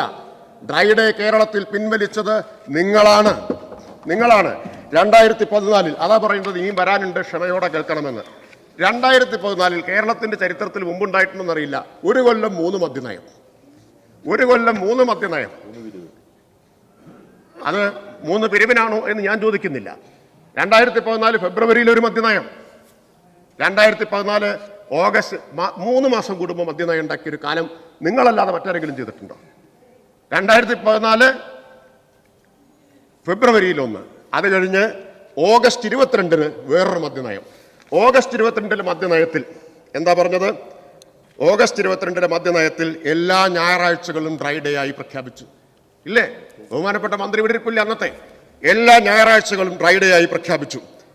അപ്പൊ എത്ര ഞായറാഴ്ച ഒരു കൊല്ലം വരും? 52 ഞായറാഴ്ച വരും. 4 മാസം കഴിഞ്ഞപ്പോൾ ഡിസംബർ 20-ന്, എപ്പോ 2014 ഡിസംബർ 20-ന് വീണ്ടും ഒരു മദ്യനയം, 3ാമത്തെ മദ്യനയം. എന്തിനു വേണ്ടി? ഒറ്റക്കാര്യത്തിന് വേണ്ടി. സർ, ജനം മനസ്സിലാക്കണം, ഒറ്റക്കാര്യത്തിന് വേണ്ടി, ഈ ഡ്രൈ ഡേ മുഴുവൻ പിൻവലിക്കാൻ വേണ്ടി മാത്രം 3ാമത്തെ ഒരു മദ്യനയം. എത്ര dry day? 52 dry day. 52 dry day പിൻവലിക്കുന്നതിന് എത്ര പിരിച്ചു, എത്ര വാങ്ങി എന്നൊന്നും ഞാൻ ചോദിക്കുന്നില്ല. പക്ഷെ നിങ്ങളുടെ ചോദ്യം തിരിഞ്ഞു കുത്തും എന്ന് നിങ്ങൾ മനസ്സിലാക്കിക്കൊള്ളണം. അപ്പോ സർ, ഇനി ഡ്രൈ ഡേയുടെ കാര്യത്തിൽ ഇപ്പോ കോൺഗ്രസിന്റെ ബഹുമാന്യനായ അംഗമാണല്ലോ ഈ പരാതി ഉന്നയിക്കുന്നത്. സർ, കേരളത്തിൽ എത്ര ഡ്രൈ ഡേ ആണ്? 18 ഡ്രൈ ഡേ ആണ്. ഏതൊക്കെയാണെന്ന് ഞാൻ വേണമെങ്കിൽ വിശദീകരിക്കാം, സമയമില്ലാത്തതുകൊണ്ട് അതിലേക്ക് പോകുന്നില്ല. കോൺഗ്രസിന്റെ അധികാരത്തിൽ കർണാടകയിൽ എത്ര ഡ്രൈ ഡേ ഉണ്ട് നിങ്ങൾക്ക് പറയാനാവൂ? നിങ്ങൾ പറഞ്ഞാൽ നല്ലത്, അല്ലെങ്കിൽ ഞാൻ പറയാം. ഡ്രൈ ഡേ 1 മഹാത്മാഗാന്ധിയുടെ ജന്മദിനം, ഒക്ടോബർ 2. കർണാടകയിൽ ലീഗ് മനസ്സിലാക്കിയിരിക്കുന്നത് നല്ലതാ. അല്ല, ഇവിടുത്തെ കാര്യമാണല്ലോ പറഞ്ഞത്. കൂട്ടത്തിൽ കർണാടക കൂടി പറയുന്നു. കർണാടക എന്ന് കേൾക്കാനേ പറ്റാത്ത സ്ഥിതിയാണ്. അപ്പോ ഞാൻ Tamil Nadu, sir, Tamil Nadu 8 dry day, Goa 1 dry day. ഈ ദക്ഷിണേന്ത്യയിലെ മറ്റേത് സംസ്ഥാനത്തേക്കാൾ കൂടുതൽ ഡ്രൈ ഡേ കേരളത്തിലാണ്. കളക്ഷന്റെ കാര്യം ഇവിടെ പറഞ്ഞു. 52 ഡ്രൈ ഡേ പിൻവലിച്ചതിന് എത്ര കളക്ഷൻ എന്നാണ് ചോദ്യം വരേണ്ടത്. അതാണ് ചോദ്യം ഉന്നയിക്കേണ്ടത്. ഞങ്ങൾ ഡ്രൈ ഡേ പിൻവലിച്ചിട്ടില്ല. ഇല്ലാത്ത ആക്ഷേപം നിങ്ങൾ ഉന്നയിച്ചുകൊണ്ടിരിക്കുക. പിൻവലിച്ചവർ നിങ്ങളാണ്.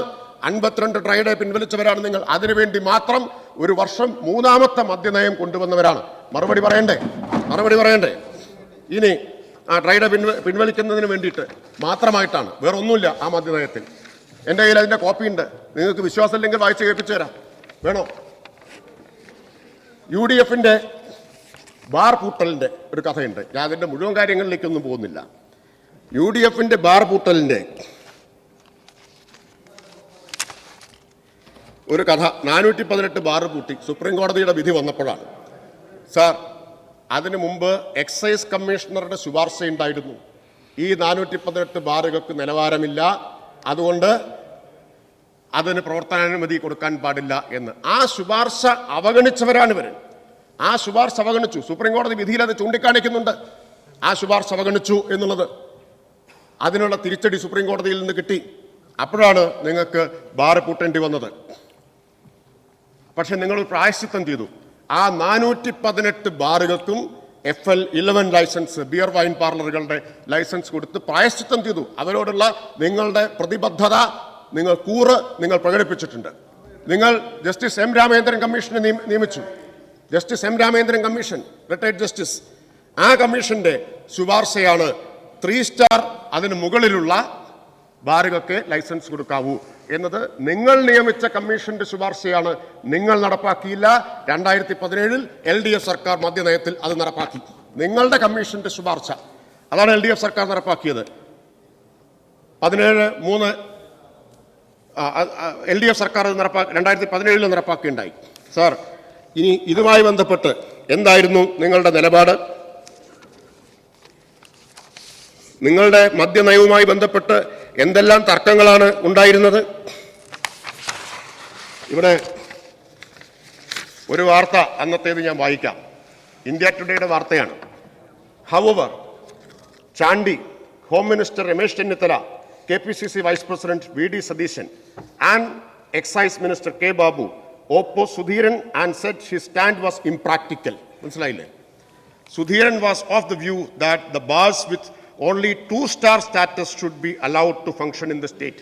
Minimum 2-സ്റ്റാറിന്റെ ലൈസൻസ് കൊടുക്കാവുന്ന സുധീരൻ, നിങ്ങൾ അതുപോലും പറ്റില്ല, അതും ഇംപ്രാക്ടിക്കലാണ് എന്നാണ് നിലപാട്.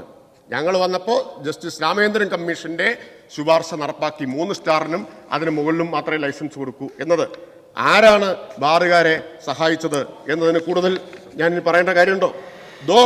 കേക്കൂ. Though Chandi pressured him to accept a case for providing 6 months license to the substandard bars. Substandard ആയിട്ടുള്ള ബാറുകൾക്ക് 6 മാസത്തെ ലൈസൻസ് കൊടുക്കാൻ അന്നത്തെ മുഖ്യമന്ത്രി പ്രഷർ ചെയ്തു എന്നാണ് India today report. India today. ശരി, വേണ്ട, നിങ്ങൾക്ക് വിശ്വാസമുള്ള വേറെ രേഖ എടുക്കാം. ശരി, പ്രതിപക്ഷ നേതാവിന് നിങ്ങൾക്ക് വിശ്വാസമായിരിക്കല്ലോ. സാർ, പ്രതിപക്ഷ നേതാവിൻ്റെ വീഡിയോ എൻ്റെ കൈവശമുണ്ട്, ഫോണിലുണ്ട്. പക്ഷെ അത് സഭയിൽ കാണിക്കാൻ നിർവാഹമില്ലല്ലോ. അതിൻ്റെ വെർബാറ്റം ഞാനിവിടെ വായിക്കാം. അദ്ദേഹം പറഞ്ഞു ബാറെല്ലാം അടച്ചുപൂട്ടി മദ്യനിരോധനത്തിന് ശിലപാകി എന്ന് ഇപ്പോൾ വീമ്പ് പറയാണ്. ആ തീരുമാനത്തിനെതിരായിരുന്നു ശ്രീ വി ഡി സതീശൻ. അന്ന് ശ്രീ സുധീരനും വി ഡി സതീശനും തമ്മിൽ, ബഹുമാനപ്പെട്ട പ്രതിപക്ഷ നേതാവും തമ്മിൽ ഏറ്റുമുട്ടലുകൾ ഉണ്ടായി. ആദ്യം പൂട്ടിയ 418 ബാറുകളിലും ബാക്കിയുള്ള ബാറുകളിലും നിലവാരമുള്ളവ തുറക്കണമെന്ന നിലപാടാണ് അദ്ദേഹം സ്വീകരിച്ചിട്ടുള്ളത്. ടൂറിസം, തൊഴിൽ, സാമൂഹിക മേഖലയിലെ തിരിച്ചടിയെക്കുറിച്ച് പരസ്യമായിട്ട് അദ്ദേഹം പ്രതികരിച്ചു. ആ വീഡിയോ ആണ് എൻ്റെ കൈവശമുണ്ടെന്ന് പറഞ്ഞത്. ടൂറിസം മേഖലയിലുണ്ടായ തിരിച്ചടിയെക്കുറിച്ചാണ്. 2014 മെയ് 2-നാണ് അദ്ദേഹത്തിൻ്റെ പ്രതികരണം വരുന്നത്. അപ്പോൾ ഇതാണ് അന്നത്തെ പ്രതിപക്ഷ നേതാവ് ഇക്കാര്യത്തിൽ സ്വീകരിച്ചിട്ടുള്ള നിലപാട്. ഇപ്പോൾ ഡ്രൈഡേയുടെ കാര്യം ഞാൻ പറഞ്ഞല്ലോ. പിന്നെ നിങ്ങളുടെ മദ്യനയത്തെക്കുറിച്ച് കേൾക്കൂ. നിങ്ങളുടെ മദ്യനയത്തെക്കുറിച്ച് ബഹുമാനപ്പെട്ട അന്നത്തെ മന്ത്രി പറഞ്ഞത് കേൾക്കൂ.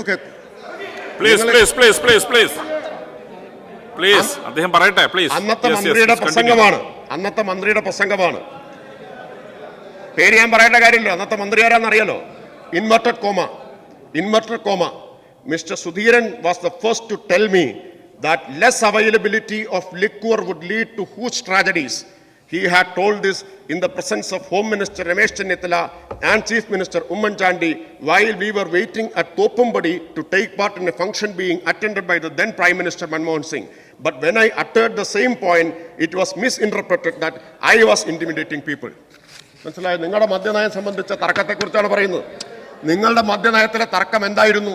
വീതം വെപ്പ് സംബന്ധിച്ച തർക്കമായിരുന്നു, പങ്കുവെപ്പ് സംബന്ധിച്ച തർക്കമായിരുന്നു. ആ തർക്കമാണ് 418 ബാറ് പൂട്ടിയിട്ടും അവർക്ക് പ്രായശ്ചിത്തം ചെയ്യുന്നതിന് ഇടയാക്കിയത്. ആ തർക്കത്തെ തുടർന്നാണ് കേരളത്തിൻ്റെ സാമ്പത്തിക മേഖലയ്ക്ക്, സമ്പദ്ഘടനയ്ക്ക്, ടൂറിസത്തിന്, തൊഴിൽ മേഖലയ്ക്ക് അപരിഹാര്യമായിട്ടുള്ള തിരിച്ചടിയും പ്രത്യാഘാതങ്ങളും ഉണ്ടായത്. ഇനി 2 കാര്യങ്ങൾ കൂടി ആണ് പറയാനുള്ളത് സാർ. ഞാൻ ആദ്യം വളരെ കുറച്ച് സമയം എടുത്തിട്ടുണ്ട്. ഒന്ന്, ഈ സർക്കാർ മദ്യത്തിൽ മുക്കി കൊല്ലുകയാണ് എന്നാണ് ഒരു ആരോപണം. അങ്ങേയറ്റം വസ്തുതാവിരുദ്ധമായ, അടിസ്ഥാനരഹിതമായിട്ടുള്ള ആരോപണമാണ്. സാർ, നമ്മുടെ മുമ്പിൽ കണക്കുകളുണ്ട്. ഞാൻ ഈ സഭയിൽ നേരത്തെയും പറഞ്ഞിട്ടുള്ളതാണ് ഈ കണക്കുകളെല്ലാം. ഇപ്പോൾ UDF സർക്കാരിൻ്റെ കാലത്ത് 2012-13 ഇന്ത്യൻ നിർമ്മിത വിദേശ മദ്യത്തിൻ്റെ വിൽപ്പന 244.33 ലക്ഷം കേസ്. 2022-23 LDF സർക്കാരിൻ്റെ കാലത്ത് 244 നിന്ന് 224.34 ലക്ഷം കേസായിട്ട് കുറഞ്ഞു, വിൽപ്പന കുറഞ്ഞു. അതായത് 12-13 നിന്ന് 22-23 10 വർഷത്തെ വ്യത്യാസത്തിൽ 2 സാമ്പത്തിക വർഷത്തെ താരതമ്യം എടുത്താൽ 20 ലക്ഷം കേസിന്റെ 8.1% കുറവാണ്. സർ, 3 സർക്കാരുകളുടെ കാലത്തെ കണക്ക് നമുക്ക് നോക്കാം. 3 സംസ്ഥാന സർക്കാരുകളുടെ കാലത്തെ കണക്ക്, വിദേശമദ്യവും ബിയറും ഉൾപ്പെടെ രണ്ടും കൂട്ടിയാൽ, നിങ്ങൾ ബാർ ലൈസൻസ് റദ്ദാക്കിയപ്പോൾ ബിയർ പാർലറുകളാണല്ലോ അനുവദിച്ചത്. 355.95 ലക്ഷം കേസാണ് 15-16 നിങ്ങളുടെ ബാർ അടച്ചുപൂട്ടലിന് ശേഷം വിറ്റത്. 355.95 ലക്ഷം കേസാണ് ഇത് നിങ്ങൾ പൂട്ടിയ വർഷം.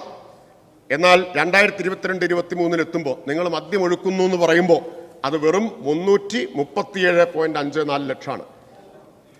അപ്പോ ഇനി മദ്യശാലകളുടെ എണ്ണം എടുത്താലോ? നിങ്ങളുടെ കാലത്ത് എല്ലാം കൂടി 842 മദ്യശാലകളുണ്ട്. ഇപ്പൊ 802 ബാറുകളാണുള്ളത്. എല്ലാ വിശദമായ കണക്കിലേക്ക് പോകണമെങ്കിൽ ഞാൻ പറയാം. അതാ പറഞ്ഞ വസ്തുതകൾ ഒരുപാടുണ്ട് എന്നത്. നിങ്ങൾക്ക് കൂടുതൽ അസ്വസ്ഥത ഉണ്ടാക്കുന്ന വസ്തുതകളുണ്ട്. വേറൊരു വാദം എന്താണ്? സർക്കാരിന്റെ വരുമാനം മുഴുവൻ മദ്യത്തെ ആശ്രയിച്ചാണ്. കേരളത്തിൽ പ്രതിപക്ഷം സഭയിലും സാമൂഹിക മാധ്യമങ്ങളിലൂടെ വ്യാപകമായിട്ടും പ്രചരിപ്പിച്ചുകൊണ്ടിരിക്കുന്ന ഒരു കണക്കാണ്. വസ്തുതാവിരുദ്ധമാണ്. 2012-13 UDF സർക്കാരിന്റെ കാലത്ത് എക്സൈസ് തീരുവയും വിൽപ്പന നികുതിയും ഉൾപ്പെടെ മദ്യത്തിൽ നിന്നുള്ള വരുമാനം ആകെ വരുമാനത്തിന്റെ 18.21%. 2022-23 എത്തുമ്പോൾ ഇത് 13.4% കുറഞ്ഞു. അതായത് മദ്യത്തിൽ നിന്നുള്ള വരുമാനം 10 വർഷം കൊണ്ട് 4.8% കുറഞ്ഞു. അപ്പോൾ മദ്യത്തിന്റെ ഉപഭോഗം കുറഞ്ഞു, മദ്യത്തിൽ നിന്നുള്ള വരുമാനം കുറഞ്ഞു, മദ്യത്തിന്റെ വിൽപ്പന കുറഞ്ഞു. ഇനി നമുക്ക് കേസിന്റെ കാര്യം എടുക്കാം. കേസിന്റെ കാര്യം എടുത്താൽ മദ്യനിരോധനം ഉണ്ടായ 2015-16 ഏറ്റവും കൂടുതൽ അബ്കാരി കേസുകൾ ഉണ്ടായത് 26,000. ഏറ്റവും കൂടുതൽ കേസ്. നിങ്ങളുടെ മദ്യനിരോധനം യഥാർത്ഥത്തിൽ അന്നത്തെ എക്സൈസ് മന്ത്രി തന്നെ ശ്രീ VM സുധീരൻ പറഞ്ഞ പോലെ വ്യാപകമായി വ്യാജമദ്യം ഒഴുകാൻ ഇടയാക്കുകയാണ് ചെയ്തത്. ഞാൻ വിശദമായ കണക്കിലേക്കും പോകുന്നില്ല. മറ്റൊരു പ്രധാനപ്പെട്ട കണക്ക് വളരെ പ്രധാനമാണ് സർ. സർ, ഞാൻ വളരെ കുറച്ച് സമയം തുടക്കത്തിൽ എടുത്തിട്ടുള്ളൂ. അതുകൊണ്ട് സർ, മറ്റ് സംസ്ഥാനങ്ങളുമായിട്ട് 1 സ്ക്വയർ കിലോമീറ്ററിനുള്ളിലെ മദ്യവിൽപ്പനശാലകളുടെ കണക്ക് താരതമ്യം ചെയ്യാൻ നോക്കുക. ഇതെല്ലാണല്ലോ ഇവിടെ ആക്ഷേപങ്ങൾ പറയുന്നത്. കേരളത്തിൽ 121 സ്ക്വയർ കിലോമീറ്ററിലായി 121 സ്ക്വയർ കിലോമീറ്ററിന് ഒരു റീറ്റെയിൽ ഔട്ട്ലെറ്റ്, 121 സ്ക്വയർ കിലോമീറ്ററിന് ഒരു റീറ്റെയിൽ ഔട്ട്ലെറ്റ്. തമിഴ്നാട്ടിൽ 20 സ്ക്വയർ കിലോമീറ്ററിന് ഒരു റീറ്റെയിൽ ഔട്ട്ലെറ്റ്. കർണാടകയിൽ 22 സ്ക്വയർ കിലോമീറ്ററിന് ഒരു റീറ്റെയിൽ ഔട്ട്ലെറ്റ്. ആന്ധ്രാപ്രദേശിൽ 36 സ്ക്വയർ കിലോമീറ്ററിന് ഒരു റീറ്റെയിൽ ഔട്ട്ലെറ്റ്. തെലങ്കാനയിൽ, കോൺഗ്രസ് ഭരിക്കുന്ന തെലങ്കാനയിൽ 50 സ്ക്വയർ കിലോമീറ്ററിന് ഒരു റീറ്റെയിൽ ഔട്ട്ലെറ്റ്. കേരളത്തിലോ 121 സ്ക്വയർ കിലോമീറ്ററിന് ഒരു റീറ്റെയിൽ ഔട്ട്ലെറ്റ്.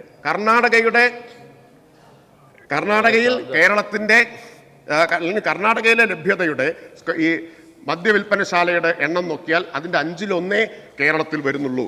അപ്പൊ നിങ്ങളുടെ വാദം പൊളിക്കുന്ന മറ്റൊരു കണക്ക്, മദ്യത്തിൽ മുക്കി എന്ന വാദം തെറ്റാണ് എന്ന് തെളിയിക്കുക. അവസാനത്തെ പോയിന്റ് സർ, ബാർ ഉടമകളെ സഹായിക്കുന്നു എന്നുള്ളതാണല്ലോ ഈ ആക്ഷേപത്തിന്റെ മുഴുവൻ കാര്യം. നമുക്ക് അതിലേക്ക് വരാം. ആരാണ് സർ ബാർ ഉടമകളെ സഹായിച്ചത്? സഹായിച്ചിട്ടുണ്ട്, ഞങ്ങളല്ല. 2015-16 UDF സർക്കാർ അധികാരമൊഴിയുമ്പോൾ എത്രയാണ് ബാർ ലൈസൻസ് ഫീസ്?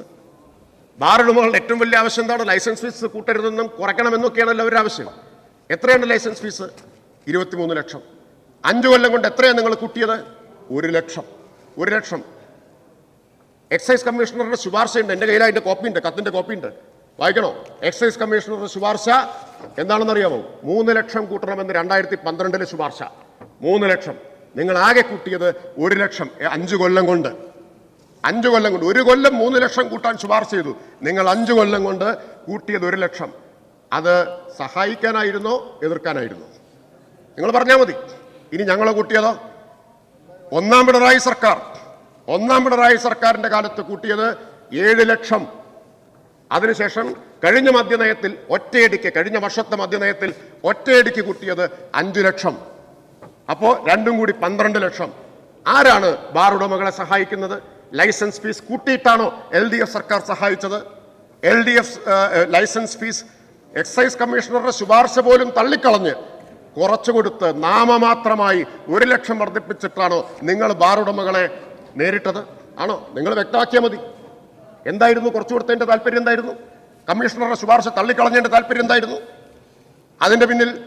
നേരത്തെ അവതാരകൻ പറഞ്ഞതുപോലുള്ള നിലയിൽ ആ നിലവാരത്തിൽ ചോദിച്ചാൽ എന്തെല്ലാം ക്വിഡ് പ്രോ ക്യോ ഉണ്ടായിട്ടുണ്ട് അവിടെ നടന്നത്. അടുത്ത കാര്യം സർ, ഞങ്ങൾ ശക്തമായ നടപടിയാണ് എടുത്തിട്ടുള്ളത്.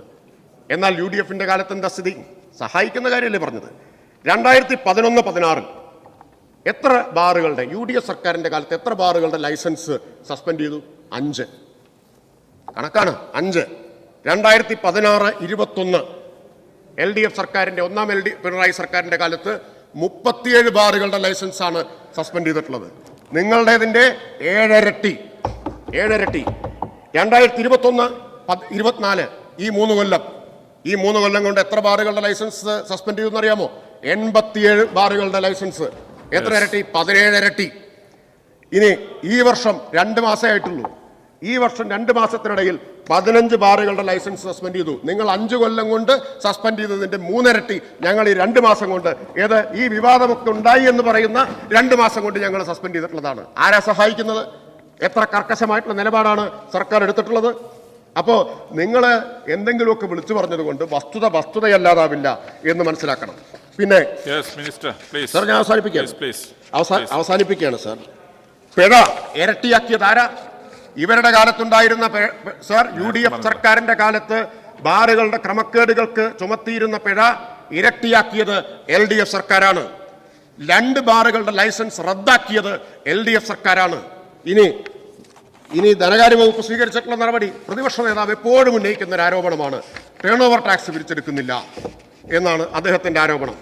ബാർ ഹോട്ടലുകളിൽ GST വകുപ്പ് ഇൻസ്പെക്ഷൻ നടത്തി വരുന്നുണ്ട്. 2024 ഇതുവരെ 21 ബാർ ഹോട്ടലുകളിൽ GST വകുപ്പിന്റെ ഇൻസ്പെക്ഷൻ നടന്നു. റിട്ടേൺ ഫയൽ ചെയ്യാതെ TOT അടയ്ക്കുന്നതിൽ വീഴ്ച വരുത്തിയ ബാർ ഹോട്ടലുകൾക്കെതിരെ KGST നിയമപ്രകാരമുള്ള പെനാൽറ്റി ചുമത്തിയിട്ടുണ്ട്. സർ, 16 ബാർ ഹോട്ടലുകളിൽ 16 ശ്രദ്ധിച്ച് ബഹുമാനപ്പെട്ട പ്രതിപക്ഷ നേതാവും കൂടി കേൾക്കണം. 16 ബാർ ഹോട്ടലുകളിൽ KGST നിയമപ്രകാരമുള്ള രജിസ്ട്രേഷൻ ക്യാൻസൽ ചെയ്ത ഗവൺമെന്റാണ് സർ ഈ ഗവൺമെന്റ്. ഇപ്പോ നിങ്ങൾ ഈ വിവാദത്തെ കുറിച്ചൊക്കെ പറയുന്ന കാലത്ത് സർ, ഇതിന്റെ എല്ലാം ഫലമായി റിട്ടേൺ ഫയലിംഗ് പെൻഡൻസി ഉണ്ടായിരുന്ന ചില ബാറുകൾ റിട്ടേൺ ഫയൽ ചെയ്ത് അഭാഗം പരിഹരിച്ചു തുടങ്ങി. ഇതാണ് ഞങ്ങളെടുത്ത നിലപാട്. ഞങ്ങൾക്ക് ഇവരുടെ ഒന്നും മുമ്പിൽ പോയി നിൽക്കേണ്ട ആവശ്യവും വരുന്നില്ല. ഇവരോടൊന്നും ഒരു ക്വിറ്റ് പ്രോക്യോയും ഞങ്ങളാരും അതിലേർപ്പെടാറില്ല എന്ന് മനസ്സിലാക്കണം. അതിന്റെ തെളിവാണ് ഈ എടുത്ത നടപടികൾ. അത് ശീലിച്ചവർക്ക് സംശയം തോന്നും.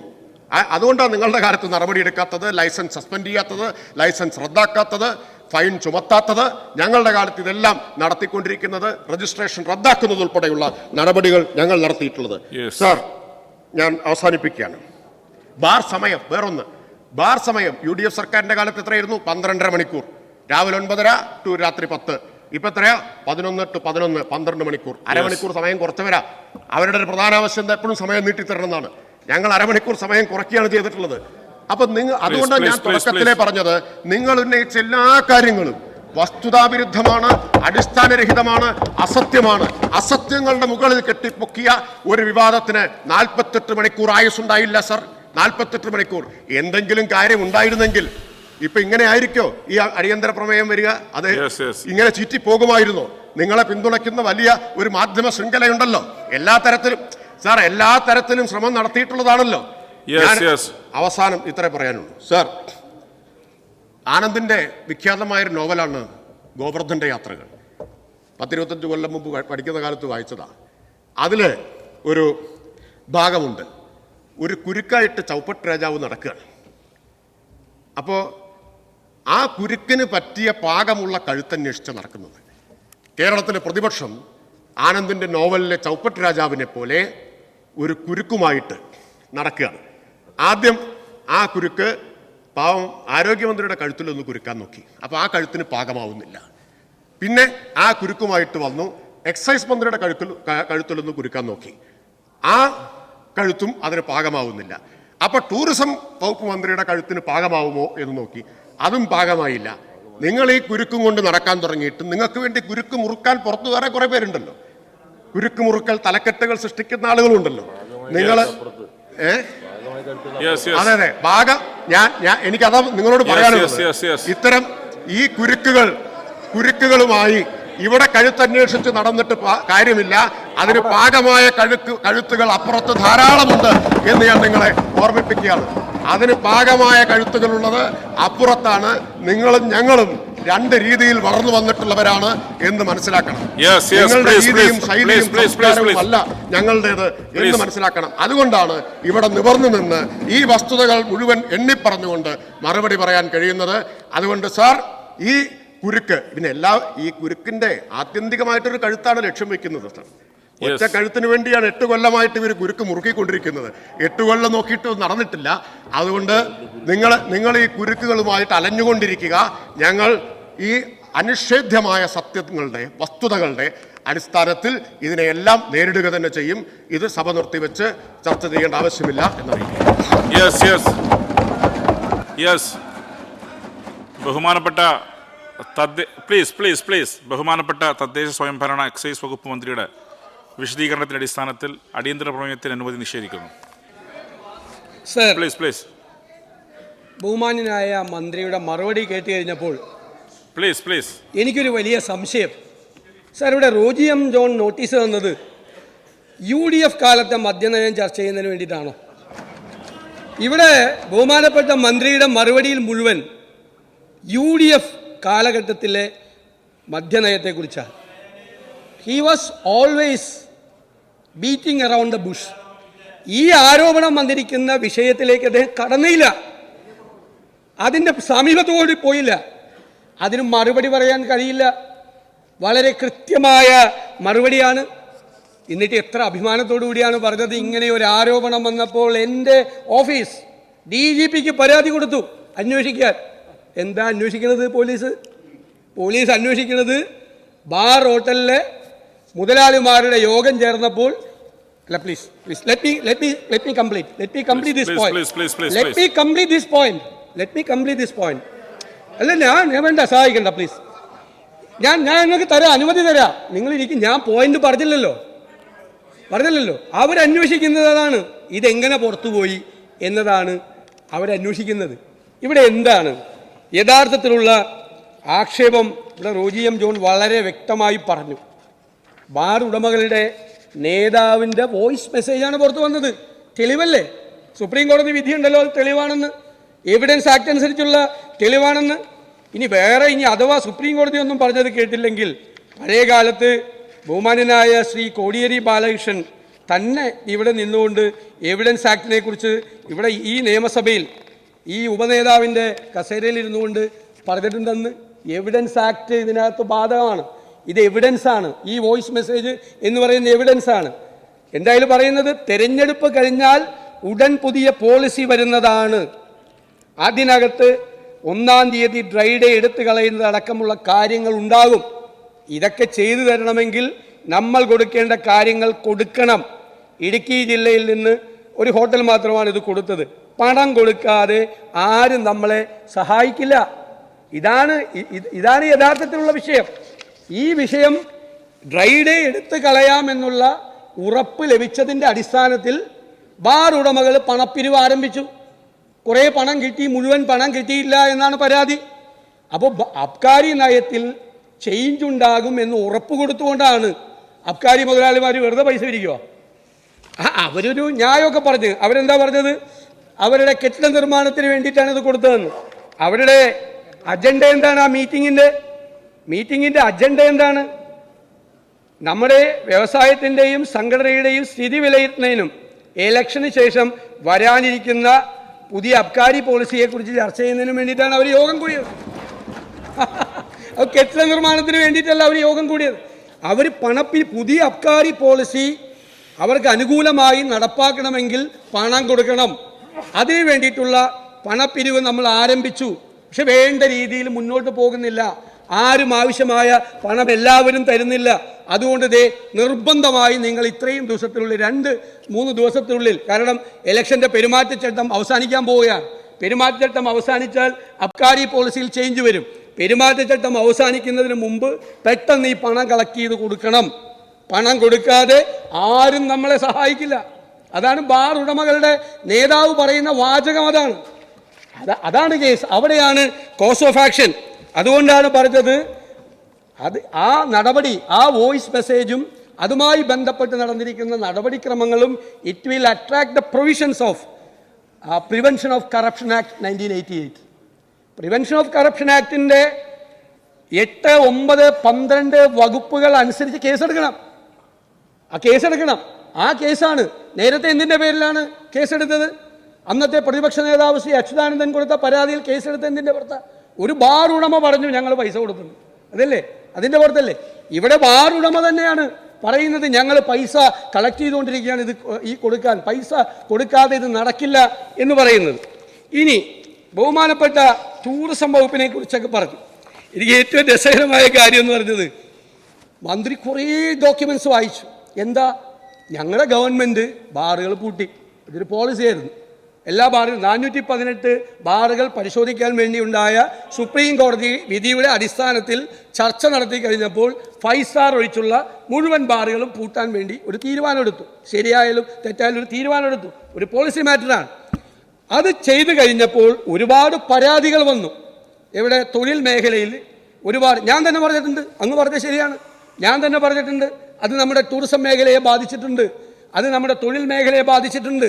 ഡയറക്റ്റ്ലി ആൻഡ് ഇൻഡയറക്റ്റ്ലി ഒരുപാട് പേർക്ക് ജോലി പ്രൊവൈഡ് ചെയ്യുന്ന ഒരു ഇൻഡസ്ട്രിയാണ്. ഇത് മൊത്തം അടച്ചപ്പോൾ അത് ബാധിച്ചിട്ടുണ്ട് എന്ന് പറഞ്ഞ പരാതി എക്സൈസ് മന്ത്രിക്കും മുഖ്യമന്ത്രിക്കും വരുന്നു. ഇബ്രാഹിം കുഞ്ഞ് കൊടുത്തു, ഇബ്രാഹിം കുഞ്ഞിന് ഒരു ലെറ്റർ കൊണ്ടേ കൊടുത്തു. ഇബ്രാഹിം കുഞ്ഞ് എന്താ ചെയ്യേണ്ടത്? മന്ത്രി അദ്ദേഹം മുഖ്യമന്ത്രിക്ക് ഫോർവേഡ് ചെയ്തു, ഇത് പരിശോധിക്കണമെന്ന് പറഞ്ഞ്. അങ്ങനെയല്ലേ എല്ലാവരും ചെയ്യുന്നത്? നിങ്ങളുടെ കയ്യിലൊരു പരാതി കിട്ടിയാൽ നിങ്ങൾ മന്ത്രിമാർ മുഖ്യമന്ത്രിക്ക് കൊടുക്കില്ലേ? നിങ്ങൾക്ക് തീരുമാനിക്കാൻ പറ്റാത്ത കാര്യങ്ങൾ ആദ്യം ഇവിടെ ഇരുന്ന് വലിയ രേഖയാണെന്ന് പറഞ്ഞ് വായിക്കുകയാണ്.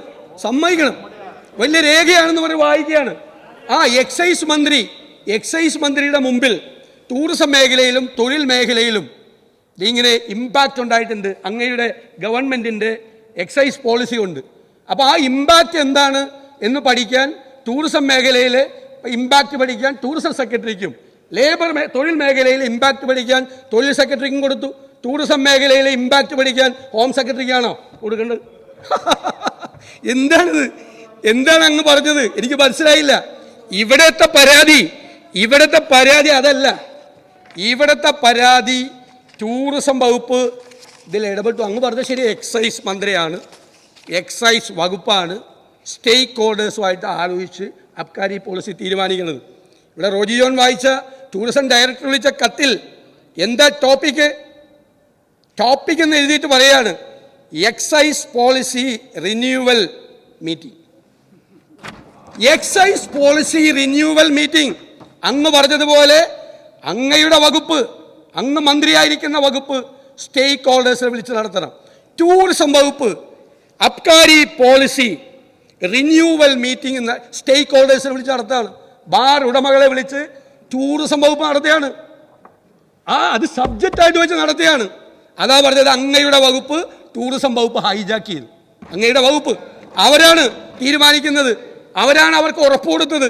21-ാം തീയതിയിലത്തെ മീറ്റിങ്ങിൽ ഉറപ്പ് കൊടുത്തത് ഞങ്ങൾ വേണ്ട രീതിയിൽ ചെയ്തോളാം എന്ന് പറഞ്ഞത്.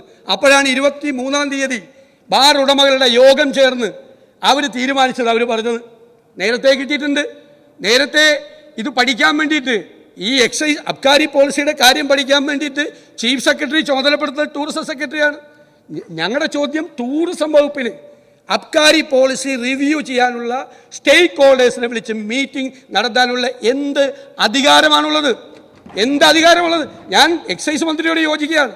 അങ്ങ് പറഞ്ഞത് ടൂറിസം മന്ത്രിയോടാണെന്നാണ് ഞാൻ കരുതുന്നത്. ഞാനാണ് മന്ത്രി എന്നുള്ള നിലയിൽ സ്റ്റേക്ക് ഹോൾഡേഴ്സിനെ വിളിച്ച് മീറ്റിംഗ് നടത്തേണ്ടതെന്ന് അങ്ങ് ഞങ്ങളോടല്ല പറഞ്ഞത്, ടൂറിസം മന്ത്രിയോടാണെന്ന് എനിക്ക് മനസ്സിലായി, എനിക്ക് കൃത്യമായിട്ട് മനസ്സിലായി. അതാ പറഞ്ഞത്. ആ മീറ്റിംഗ് ആണ് നടത്തിയിരിക്കുന്നത്. ആ മീറ്റിംഗ് നടത്താൻ അവർക്ക് എന്ത് അധികാരം? അവരത് ചെയ്യാൻ പാടില്ല. അവർ നിങ്ങളുടെ വകുപ്പിലേക്കാണ് കടന്നു കയറി. ഞാൻ കംപ്ലീറ്റ് ചെയ്തോട്ടെ. അവർ നിങ്ങളുടെ വകുപ്പിലേക്കാണ് അവർ. ഞാൻ പോയിന്റ് തീർക്കട്ടെ. അല്ല, ഞാൻ പോയിന്റ് തീർക്കട്ടെ എന്നിട്ട് പറയാം. മറ്റു കാര്യങ്ങളുടെ വിശദീകരിച്ച് പറഞ്ഞത് മാത്രം. ടൂറിസം ഡയറക്ടർ ടൂറിസം ഇൻഡസ്ട്രിയുമായി ബന്ധപ്പെട്ട് നിരന്തരം യോഗം നടത്താറുണ്ട്. അത് ഏത് ഗവൺമെൻറ് ഭരിക്കുമ്പോഴും നടത്താറുണ്ട്. ഒരു മാസം 40-ലധികം യോഗം നടക്കാറുണ്ട്. ഇതൊക്കെ മന്ത്രി നിർദ്ദേശിച്ചിട്ടോ മന്ത്രി അറിഞ്ഞിട്ടോ അല്ല. ഈ പ്രത്യേക യോഗത്തെക്കുറിച്ച് ടൂറിസം ഡയറക്ടർ വിശദീകരിച്ചിട്ടുണ്ട്, എല്ലാ കാര്യവും വിശദീകരിച്ചിട്ടുണ്ട്. ഈ യോഗത്തിൽ, ഇൻഡസ്ട്രിയുമായി ബന്ധപ്പെട്ട യോഗത്തിൽ എല്ലാ വിഭാഗം ആളുകളും പങ്കെടുത്തിട്ടുണ്ട്, ഹൗസ് ബോട്ട് ഓണേഴ്സ് ഉൾപ്പെടെ. ഇത്തരമൊരു കാര്യത്തിലാണെങ്കിൽ അവരെ പ്രത്യേകിച്ച് വിളിക്കേണ്ടതില്ല. ഇൻഡസ്ട്രി നൽകിയിട്ടുള്ള അപ്ലിക്കേഷൻസ് അതുപോലെ തന്നെ നിവേദനങ്ങളുമായി ബന്ധപ്പെട്ട നിരവധി വിഷയങ്ങൾ ഒരു വിഷയമാണ് സബ്ജക്റ്റാക്കി വെച്ചത് എന്നുള്ളതും ടൂറിസം ഡയറക്ടർ വ്യക്തമാക്കിയിട്ടുണ്ട്. അപ്പോൾ കാര്യങ്ങൾ അതിൽ വ്യക്തമാണ്.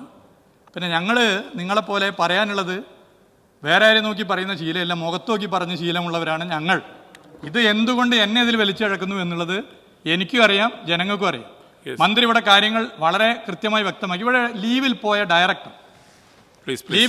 ഡയറക്ടറെ അദ്ദേഹത്തിന്റെ വ്യക്തിപരമായ വളരെ പ്രയാസകരമായ ഒരു സാഹചര്യത്തിൽ നിന്നും തെരഞ്ഞെടുപ്പ് ഡ്യൂട്ടിയിൽ നിന്ന് ഒഴിവായി. നേരത്തെ തന്നെ ലീവിൽ പോയ ഡയറക്ടർ ഇതുമായി ബന്ധപ്പെട്ട് പോയതാ എന്നുള്ള വാർത്ത ചമക്കുകയും ആ വാർത്ത കൊണ്ടുവന്നത് ഒരു പ്രധാനപ്പെട്ട വെബ്സൈറ്റാണ്. ആ വെബ്സൈറ്റും ആ ഓൺലൈൻ ഇവിടുത്തെ പ്രതിപക്ഷവും തമ്മിലുള്ള ബന്ധം എന്താ ഞാനിപ്പോൾ പറയേണ്ടതില്ല. അപ്പോൾ ഇതൊക്കെ ആളുകൾക്ക് വളരെ വ്യക്തമാണ്. പറയാനുള്ളത് ഡയറക്റ്റായി തന്നെ പറഞ്ഞു പോകുന്നതാണ് നല്ലത്. അതാണ് ഞങ്ങൾ എടുത്തിട്ടുള്ള രീതി. അല്ലാതെ വേറൊരാളെ ഉദ്ദേശിച്ച് മറ്റൊരാളോട് ആ പട്ടം ചേരുക നിങ്ങൾക്കാണ്. എക്സൈസ് മിനിസ്റ്റർ നിങ്ങളോട് ഒറ്റ കാര്യത്തിൽ അങ്ങ് ഇവിടെ പറഞ്ഞതിലെ വസ്തുതാപരമായൊരു പെശക് മാത്രം ചൂണ്ടിക്കാണിക്കുകയാണ്. ഇവിടെ ഗൂഢാലോചനയെക്കുറിച്ച് അന്വേഷിക്കാനാണ് മന്ത്രി പരാതി കൊടുത്തത് എന്ന തെറ്റായ കാര്യം പ്രചരിപ്പിച്ചുകൊണ്ടിരിക്കുക. എൻ്റെ പരാതിയിലെ കാര്യം ഞാൻ വായിക്കാം, അവസാനത്തെ വാചകം. ഈ സാഹചര്യത്തിൽ ഇല്ലാത്ത മദ്യനയത്തെക്കുറിച്ച് ഇത്തരം കിംവദന്തികൾ പ്രചരിപ്പിച്ചും തെറ്റിദ്ധാരണ സൃഷ്ടിച്ചും പണം പിരിക്കാൻ നടത്തുന്ന ശ്രമങ്ങളെക്കുറിച്ച് അന്വേഷിച്ച് നടപടി സ്വീകരിക്കണമെന്ന് ബഹുമാനപ്പെട്ട മന്ത്രിയുടെ നിർദ്ദേശാനുസരണം അഭ്യർത്ഥിക്കുന്നു. എൻ്റെ പ്രൈവറ്റ് സെക്രട്ടറിയുടെ പരാതിയാണ് പണം പിരിക്കാൻ നടത്തുന്ന ശ്രമങ്ങളെക്കുറിച്ച് എന്നാണ്. അപ്പൊ ഇങ്ങനെയാണ് തെറ്റായ കാര്യങ്ങൾ പറഞ്ഞുകൊണ്ടിരിക്കുന്നത്. അങ്ങ് തിരുത്തുമെന്ന് ഞാൻ വിചാരിക്കുന്നു. ബഹുമാനപ്പെട്ട ടൂറിസം മന്ത്രി സമ്മതിച്ചു, ടൂറിസം ഡയറക്ടർ ഇങ്ങനൊരു യോഗം വിളിച്ചിട്ടുണ്ട്. ഞങ്ങളുടെ ചോദ്യം ഞാൻ വീണ്ടും ആവർത്തിക്കുന്നു. ടൂറിസം വകുപ്പിന് അബ്കാരി policy review, excise policy renewal എന്ന് പറഞ്ഞൊരു ടോപ്പിക് കൊടുത്ത് ടൂറിസം ഡിപ്പാർട്ട്മെന്റിന് മീറ്റിംഗ് നടത്താൻ എന്ത് അധികാരമാണുള്ളത്? അതാണ് എൻ്റെ ചോദ്യം. അതിന് പറഞ്ഞിരിക്കുന്നത് ടൂറിസം ഡയറക്ടർ മാസം 40 മീറ്റിംഗ് വിളിക്കും. ആ 40 മീറ്റിംഗ് ഏതൊക്കെ വിഷയത്തിലാണ് എന്നറിയില്ല. തിരുവനന്തപുരത്തെ ലോ ആൻഡ് ഓർഡർ സിറ്റുവേഷനെ കുറിച്ച് കൂടി നിങ്ങളുടെ ടൂറിസം ഡയറക്ടർ മീറ്റിംഗ് വിളിക്കുമല്ലോ ഇക്കണക്കിന് പോയാൽ. അതിനാണ് മന്ത്രി അതിൻ്റെ തലപ്പത്തിരിക്കുന്നത്. മന്ത്രി അറിയില്ല, ഞാൻ അറിയാതെയാണ് യോഗം വിളിച്ചത് എന്ന് പറഞ്ഞാൽ അങ്ങ് ആ മന്ത്രിസ്ഥാനത്തിരിക്കാൻ യോഗ്യനല്ല എന്നാണ് എൻ്റെ അർത്ഥം. അല്ലാതെ മീറ്റിംഗ് നടന്നാൽ അങ്ങയുടെ അറിവോട് കൂടിയാണ്. അല്ലാതെ ടൂറിസം ഡയറക്ടർ മന്ത്രിയുടെ അറിവില്ലാതെ അബ്കാരി പോളിസി റിന്യൂവലിനെ കുറിച്ച് മീറ്റിംഗ് നടത്തുമോ? ഇങ്ങനെയാണോ വകുപ്പ്? അതിന് ഒരു നടപടിക്രമങ്ങളുണ്ടല്ലോ. നമുക്ക് ഈ നിയമസഭയിലെ നടപടിക്രമങ്ങൾ ഉള്ളതുപോലെ ക്യാബിനറ്റിനും വിവിധ വകുപ്പുകൾ തമ്മിലും ചില നടപടിക്രമങ്ങളുണ്ട്. ആ നടപടിക്രമങ്ങളൊന്ന് വായിച്ചു നോക്ക്. ഇങ്ങനെ ഒരു മീറ്റിംഗ് നടത്താൻ നിങ്ങളുടെ വകുപ്പിന് അധികാരമില്ല എന്ന് മനസ്സിലാക്കണം. ഇവിടെ ഏറ്റവും ഈ നോട്ടീസ് കൊടുത്തത്, അവരുടെ സംഘടനയുടെ നോട്ടീസ് കൊടുത്തത് വളരെ വ്യക്തമാണ്. അതുപോലെ തന്നെ ഇതിന് മുൻപുണ്ടായിരുന്ന കാര്യങ്ങളെക്കുറിച്ചാണ് ഇവിടെ കൂടുതൽ പറഞ്ഞത്. അതായത് ഇപ്പോൾ ഞങ്ങൾ ഒരു സൗകര്യവും ചെയ്തു കൊടുത്തിട്ടില്ല. കേസുകളുടെ വിൽപ്പന കുറഞ്ഞു. അതായത് നമ്പർ ഓഫ് കേസസ് 2 ലക്ഷം കേസോ 4 ലക്ഷം കേസോ ഇപ്പോൾ വിൽപ്പന കുറഞ്ഞിരിക്കുന്നു. 2 കാരണങ്ങൾ കൊണ്ടാണ്. 2 കാരണങ്ങൾ. ഒന്ന്, പരിശോധനകൾ നടക്കാത്തത് കൊണ്ട് ബിവറേജ് കോർപ്പറേഷനിൽ നിന്ന് വാങ്ങിക്കുന്ന മദ്യം കൂടാതെ സെക്കൻഡ്സിന്റെ വിൽപ്പന വ്യാപകമായി നടക്കുന്നു. നിങ്ങളെ കേസുകളുടെ എണ്ണം കണക്കാക്കിയത് ബിവറേജ് കോർപ്പറേഷനിൽ നിന്ന് ബാറുകൾ മദ്യം മേടിച്ച് വിൽക്കുന്നതിനാണ്. ബില്ലുണ്ട്, അത് കണക്കുണ്ടാവും ഗവൺമെന്റിന്റെ കയ്യിൽ. അതുകൂടാതെ വ്യാപകമായ സെക്കൻഡ്സ് വിൽപ്പന നടക്കുന്നു. അപ്പൊ കുറയുമല്ലോ ഔദ്യോഗിക കണക്ക്. 2, major chunk of the youngsters shifted from liquor to drugs. MDMA ആണ് കഴിച്ചുകൊണ്ടിരിക്കുന്നത് വ്യാപകമായി. കേരളം ലഹരി മരുന്നിന്റെ കേന്ദ്രമായി, ഈ രാജ്യത്തിന്റെ തലസ്ഥാനമായി മാറുകയാണ്. അപ്പോഴും കുറയും കുറച്ച് ലിക്കർ. അത് നിങ്ങളുടെ പോളിസിയുടെ എടുക്കുന്നല്ല. നിങ്ങളുടെ മദ്യം വ്യാപിപ്പിക്കുന്നതിനെതിരായിട്ട് നിങ്ങൾ എത്ര ബാറിന്റെ ലൈസൻസ് കൊടുത്തു? എത്ര ബാറിന്റെ ലൈസൻസ് നിങ്ങൾ കൊടുത്തു വന്നതിന് ശേഷം? ഈ രണ്ടാമത്തെ ഗവൺമെന്റ് വന്നതിന് ശേഷം 130 ബാറുകളുടെ ലൈസൻസ് 2ാമത് കൊടുത്തില്ലേ? നിങ്ങൾ മദ്യം വ്യാപിപ്പിക്കുന്നില്ല എന്ന് പറഞ്ഞത്. ഇവിടെ 2016 ബഹുമാനപ്പെട്ട മുഖ്യമന്ത്രി, അന്നത്തെ പാർട്ടി സെക്രട്ടറി ഫേസ്ബുക്കിൽ പറഞ്ഞൊരു കാര്യമുണ്ട്. ഉമ്മൻചാണ്ടി സർക്കാരിനെതിരായിട്ടാണ്. കൂടുതൽ ഹോട്ടലുകൾക്ക് ബാർ ലൈസൻസ് നൽകിയ തീരുമാനം മദ്യനിരോധനം സാധ്യമാക്കാനുള്ളതാണോ എന്ന് ഉമ്മൻചാണ്ടി വ്യക്തമാക്കണം. ഇങ്ങനെ കൂടുതൽ മദ്യശാലകൾ അനുവദിച്ചുകൊണ്ടാണോ ഘട്ടം ഘട്ടമായി മദ്യനിരോധനം നടപ്പാക്കുന്നത്? UDFിൻ്റെ മദ്യനയം തട്ടിപ്പാണ്. അത് വോട്ട് നേടാനുള്ള വില കുറഞ്ഞ തന്ത്രം മാത്രമാണ്. എന്നിട്ട് പറയാണ്, മദ്യമെന്ന വിപത്തിനെ ചെറുക്കാനും ജനങ്ങളെ മദ്യത്തിൻ്റെ പിടിയിൽ നിന്ന് മോചിപ്പിക്കാനും ഉള്ള നിശ്ചയദാർഢ്യം ഉള്ളത് ഇടതുപക്ഷത്തിനാണ്. മദ്യവിരുദ്ധ സമിതിയും മദ്യവർജന സമിതികളുമായി ചേർന്നുകൊണ്ട് മദ്യവ്യാപനത്തെ ഇടതുപക്ഷം ശക്തിയായി എതിർത്തുകൊണ്ടിരിക്കുകയാണ്. 8 കൊല്ലമായിട്ട് 900 ബാറായി. 8 കൊല്ലം കൊണ്ട് 900 ബാർ ഉണ്ടാക്കിയിട്ടാണ് നിങ്ങൾ ഇത് പറഞ്ഞുകൊണ്ടിരിക്കുന്നത്. ഇവിടെ എല്ലാ കേസുകളും പരിശോധിച്ചു കഴിഞ്ഞാൽ അറിയാം, ഒരു പരിശോധനയും നടക്കുന്നില്ല. ഞാൻ ഇവിടെ ധനകാര്യ വകുപ്പ് മന്ത്രിയുടെ ശ്രദ്ധയിൽപ്പെടുത്തി TOT വരുമാനം കുറയുന്നു. അന്ന് നടപടിയില്ലായിരുന്നു. 16 സ്ഥലത്ത് കേസെടുത്തെങ്കിൽ സന്തോഷം. ഇപ്പം നടക്കുന്നത് എന്താ? ഇപ്പം നടക്കുന്നത് ബിവറേജിൽ നിന്ന് വാങ്ങിക്കുന്ന സാധനം 4 ഇരട്ടിയും 5 ഇരട്ടിയും രൂപയ്ക്ക് വിറ്റിട്ട് ടേൺ ഓവർ കാണിക്കാതെ അവർ വരുമാനം ഉണ്ടാക്കുന്നു. ടേൺ ഓവർ ടാക്സ് നമുക്ക് കിട്ടുന്നില്ല. 5 ലക്ഷം വരുമാനമുള്ള ഒരു ബാറിൻ്റെ ടേൺ ഓവർ ഒരു ദിവസം കാണിക്കുന്നത് 1 ലക്ഷം രൂപയാണ്. അപ്പോൾ മാസം 30 ലക്ഷം രൂപയാണ്. യഥാർത്ഥത്തിൽ 1.5 കോടിയുണ്ട്. അതിൻ്റെ 10% മാസം കിട്ടിയാൽ എത്രയായി? 1.5 കോടി രൂപയുടെ. മനസ്സിലായില്ലേ? അത് കാണിക്കുന്നില്ല. അത് കാണിക്കാതെ രൂക്ഷമായ നികുതി വെട്ടിപ്പ് ഈ മേഖലയിൽ നടക്കുന്നുവെന്നാണ് ഞങ്ങൾ ചൂണ്ടിക്കാണിച്ചത്. ഞങ്ങളുടെ പാർട്ടിയിലൊക്കെ ഇത് ചർച്ച നടക്കും. ഏതെങ്കിലും ഒരാൾ തീരുമാനിക്കുന്നതല്ല. ഞങ്ങളുടെ പാർട്ടിയിലും മദ്യനയം വന്നപ്പോൾ ഞങ്ങൾ വ്യത്യസ്തമായ അഭിപ്രായങ്ങൾ പറഞ്ഞിട്ടുണ്ട്. എന്താ സംശയം? ഞാൻ പറഞ്ഞിട്ടുണ്ട്, എൻ്റേതായ അഭിപ്രായം പറഞ്ഞിട്ടുണ്ട്. അതിനെ ഒരു ഇൻഡസ്ട്രി എന്നുള്ള നിലയിൽ കാണണം. മദ്യ വ്യവസായത്തെ ഒരു ഇൻഡസ്ട്രി എന്നുള്ള നിലയിൽ കാണണം. ആവശ്യമായ നിയന്ത്രണങ്ങൾ വേണം. നമുക്കൊരു കൾച്ചർ ഉണ്ടാക്കണം, റെസ്പോൺസിബിൾ ഡ്രിങ്കിങ്. അതായത് നാട്ടുകാർ മുഴുവൻ കള്ളുപിടിച്ച് വഴി കിടക്കുന്ന സ്ഥിതിയല്ല ഉണ്ടാകുന്നത്. പിന്നെ കുറച്ചുകൂടി വിദേശ രാജ്യങ്ങളെ പോലെ കുറച്ചുകൂടി ലഹരി കുറഞ്ഞ പാനീയങ്ങൾ ഉപയോഗിക്കാൻ വേണം. ഒറ്റയടിക്ക് ചെയ്താൽ നേരത്തെ പറഞ്ഞതുപോലെ വ്യാജമദ്യം ഒഴുകും. ഞങ്ങളത് ഡിബേറ്റ് ചെയ്തിട്ടുണ്ട്. ഞങ്ങളുടെ പാർട്ടിയിൽ ഞങ്ങളത് ചർച്ച ചെയ്തിട്ടുണ്ട്. ആ ഒരു തീരുമാനമെടുത്തപ്പോഴുണ്ടായ ഇമ്പാക്റ്റ് അത് നമ്മുടെ നികുതി മേഖലയിലും ടൂറിസം രംഗത്തും തൊഴിൽ മേഖലയിലും ഉണ്ടായ കുറവുകൾ എന്താണ് എന്ന് ഞങ്ങൾ പഠിച്ചിട്ടുണ്ട്. ഞങ്ങളതിൻ്റെ റിപ്പോർട്ട് വാങ്ങിച്ചിട്ടുണ്ട്. അപ്പോഴല്ലേ നിങ്ങൾ പുതിയ ഗവൺമെൻറ് നിങ്ങൾ വന്നതിന് ശേഷം നിങ്ങൾ ഈ ചെയ്തുകൊണ്ടിരിക്കുന്ന കാര്യങ്ങൾ എനിക്ക് ബഹുമാനപ്പെട്ട മന്ത്രിയോട് പറയാനുള്ളതും മുഖ്യമന്ത്രിയോട് പറയാനുള്ളതും, ഇതിനകത്ത് ഞങ്ങൾ പരാതി കൊടുത്തിട്ടുണ്ട്. ആ പരാതിയിൽ ഇതനുസരിച്ച് ഇവിടെ അബറ്റ്മെൻറ്റ് നടത്തിയിട്ടുണ്ട്. ഇവിടെ ഒരു കോസ് ഓഫ് ആക്ഷൻ ഉണ്ടായിട്ടുണ്ട്. അതനുസരിച്ച് പ്രിവെൻഷൻ ഓഫ് കറപ്ഷൻ ആക്ട് അനുസരിച്ച് നടപടികളെടുക്കണം. ഇതിൽ മന്ത്രിമാരുണ്ട്, ഉദ്യോഗസ്ഥന്മാരുണ്ട്, ബാർ ഉടമകളുണ്ട്. എല്ലാവരും ചേർന്ന് നടത്തിയ ഒരു ക്രിമിനൽ കോൺസ്പിറസി ഉണ്ട്. ആ കോൺസ്പിറസിയുടെ ഭാഗമായിട്ടാണ് ഇങ്ങനെ ഒരു കളക്ഷൻ നടന്നത്. എന്നിട്ട് കളക്ഷൻ നടത്തിയത് ഒരാളെ സസ്പെൻഡ് ചെയ്തിട്ട് അതിനെക്കുറിച്ചല്ല അന്വേഷിക്കേണ്ടത്. PC ആക്ടിൻ്റെ പ്രൊവിഷൻ വെച്ചുകൊണ്ട് FIR എടുത്തുകൊണ്ട് കേസ് അന്വേഷിക്കണം. ഇതിൻ്റെ വിപുലമായ കാര്യങ്ങളെക്കുറിച്ചൊരു ജുഡീഷ്യൽ അന്വേഷണം നടത്തണം. അതാണ് ഞങ്ങളുടെ നിലപാട്. ഞങ്ങളത് പറയുന്നു. ഞാൻ പണ്ട് മുഖ്യമന്ത്രിയുടെ മുഖത്ത് നോക്കി പറഞ്ഞിട്ടുണ്ട്, കാലം വന്ന് നിങ്ങളുടെ മുഖത്ത് നോക്കി കണക്ക് ചോദിക്കുന്നു. ഇപ്പം കാലം വന്ന് കണക്ക് ചോദിച്ചുകൊണ്ടിരിക്കുക. ഇവിടെ പറഞ്ഞല്ലോ VS അച്യുതാനന്ദൻ ഉൾപ്പെടെയുള്ള ആളുകൾ, KM മാണിയെക്കുറിച്ച് ഇവിടെ പറഞ്ഞ വാക്കുകൾ, ചാകാത്ത പുഴുവെള്ള നരകത്തിൽ വീഴും എന്ന് തുടങ്ങിയ വാചകങ്ങൾ എത്ര ഹീനമായിട്ടാണ് ബഹുമാനപ്പെട്ട എക്സൈസ് മന്ത്രി വളരെ സഭ്യമായ ഭാഷയിൽ റോജി എം ജോൺ അവതരിപ്പിച്ചപ്പോൾ വികാരപരിതനായി പ്രൊവോക്ഡ് ആവുകയും ചെയ്തു. VS അച്യുതാനന്ദൻ പ്രതിപക്ഷ നേതാവ് ഇവിടെ നിന്ന് ബൈബിൾ കോട്ട് ചെയ്തുകൊണ്ടാണ് പറഞ്ഞത്. എന്തെല്ലാം ഹീനമായ വാക്കുകളാണ് അന്നത്തെ പ്രതിപക്ഷം KM മാണിക്കെതിരായിട്ട് ഉന്നയിച്ചത്, KM മാണി സാറിനെതിരായിട്ട് ഉന്നയിച്ചത്. എത്ര മോശമായിട്ടുള്ള വാക്കുകളാണ് പറഞ്ഞത്, എത്ര മോശമായിട്ടുള്ള വാക്കുകളാണ് ഉന്നയിച്ചത്.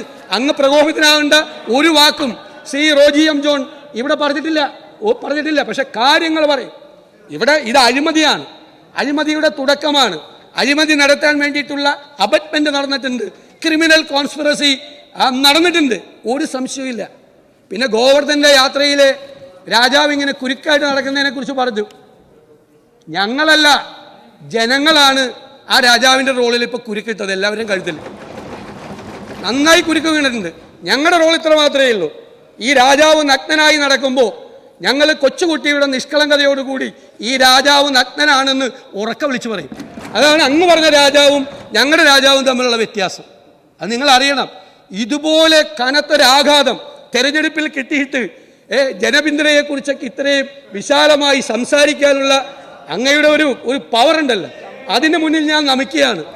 അങ്ങനെ ചങ്കുറപ്പ് അല്ല ഒരു അതുണ്ടല്ലോ. കഴിഞ്ഞ ഗവൺമെൻറ്റിൻ്റെ കാലത്തെ അബ്കാരി പോളിസിയെ കുറിച്ച് സംസാരിച്ചുകൊണ്ട് ഗൗരവതരമായി ഞങ്ങൾ ഉന്നയിച്ച ഒരു കാര്യം, എനിക്ക് ബഹുമാനപ്പെട്ട മുഖ്യമന്ത്രിയോട് പറയാനുള്ളത്, ഞങ്ങളൊരു പരാതി തന്നിട്ടുണ്ട്. ആ പരാതിയുടെ പുറത്ത് ഞാൻ തന്നിട്ടുണ്ട് പരാതി. ആ പരാതിയുടെ പുറത്ത് പ്രിവെൻഷൻ ഓഫ് കറപ്ഷൻ ആക്ട് അനുസരിച്ച് അതിൻ്റെ പ്രൊവിഷൻസ് അനുസരിച്ച് FIR എടുക്കാനും കേസ് രജിസ്റ്റർ ചെയ്യാനും ജുഡീഷ്യൽ അന്വേഷണം നടത്താനും അങ്ങ് തയ്യാറുണ്ടോ? അതാണ് ചോദ്യം.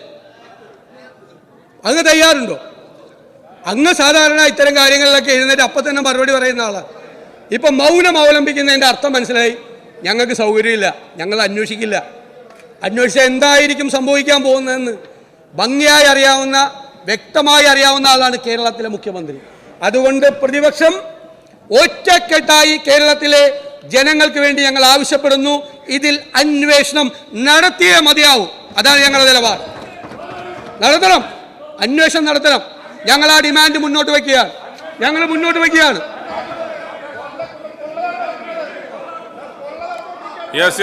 മറുപടി പറയണം. മുഖ്യമന്ത്രി മറുപടി പറയണം. നടത്താൻ തയ്യാറുണ്ടോ ഇല്ലേ എന്ന് മുഖ്യമന്ത്രി മറുപടി പറയണം. അതാണ് കൃത്യമാണ്. ഒരു സംശയത്തിനിട വേണ്ട, ഒരു സംശയത്തിനിട വേണ്ട, കൃത്യമാണ്.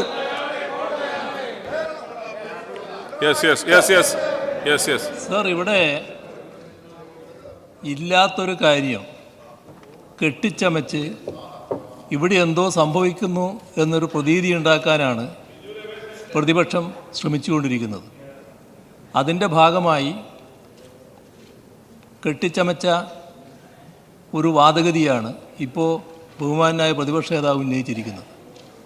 സർ, ഇതുമായി ബന്ധപ്പെട്ട് പ്രതിപക്ഷ നേതാവിൻ്റെ ആക്ഷേപത്തിൻ്റെ മേലെയല്ല, ബഹുമാന്യനായ എക്സൈസ് വകുപ്പ് മന്ത്രി നമ്മുടെ സംസ്ഥാനത്തെ മദ്യനയവുമായി ബന്ധപ്പെട്ട് ചില തെറ്റായ കാര്യങ്ങൾ പ്രചരിപ്പിച്ചുകൊണ്ട് പണം പിരിക്കുന്നു എന്ന വാർത്ത വന്നപ്പോൾ തന്നെ അത് ഗൗരവമായി എടുത്ത് സംസ്ഥാന പോലീസ് മേധാവിക്ക് പരാതി നൽകിയിട്ടുണ്ട്.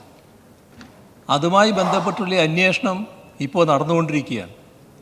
ആ അന്വേഷണത്തിൻ്റെ ഭാഗമായി എന്തെല്ലാം കുറ്റകൃത്യങ്ങൾ കാണുന്നുണ്ടോ അതിൻ്റെ ഭാഗമായുള്ള മറ്റ് നടപടികളിലേക്ക് കടക്കും. കൂടുതൽ വിശദമായ അന്വേഷണം നടക്കേണ്ടത് ആ അന്വേഷണത്തിൻ്റെ ഭാഗമായിട്ടാണ്. ആ അന്വേഷണം ആരംഭിച്ചു കഴിഞ്ഞിട്ടുണ്ട്. ഒരു തരത്തിലുള്ള തടസ്സവും ആ അന്വേഷണത്തിനുണ്ടാവില്ല. അത് തടസ്സപ്പെടുത്തലാണോ ഉദ്ദേശം? അത് കണ്ടെത്തട്ടെ. ആ കണ്ടെത്തിയതിന് ശേഷം ആവശ്യമായ നടപടി സ്വീകരിക്കുന്നതാണ്. ഇത് പ്രതി തന്നെ വാദിയായിട്ട് ആരോപണ വിധേയനായ എക്സൈസ് മന്ത്രി അതിൻ്റെ തലപ്പത്തിരിക്കുന്നതുകൊണ്ടാണ് അദ്ദേഹം ആരോപണ വിധേയനായത്. ആ വകുപ്പിൻ്റെ ചുമതല വഹിക്കുന്നതുകൊണ്ടാണ് ആരോപണ വിധേയനായത്. ആരോപണ വിധേയനായ എക്സൈസ് വകുപ്പ് മന്ത്രി തന്നെ കൊടുത്ത പരാതിയിൽ, പ്രതിയാകേണ്ട ആൾ വാദിയായി കൊടുത്ത പരാതിയിൽ അങ്ങയുടെ വിജിലൻസ് അന്വേഷണം നടത്തുന്നുണ്ട് എന്ന് പറഞ്ഞ് അദ്ദേഹം തന്നെ പറഞ്ഞു അതെന്താ അന്വേഷിക്കുന്നതെന്ന്.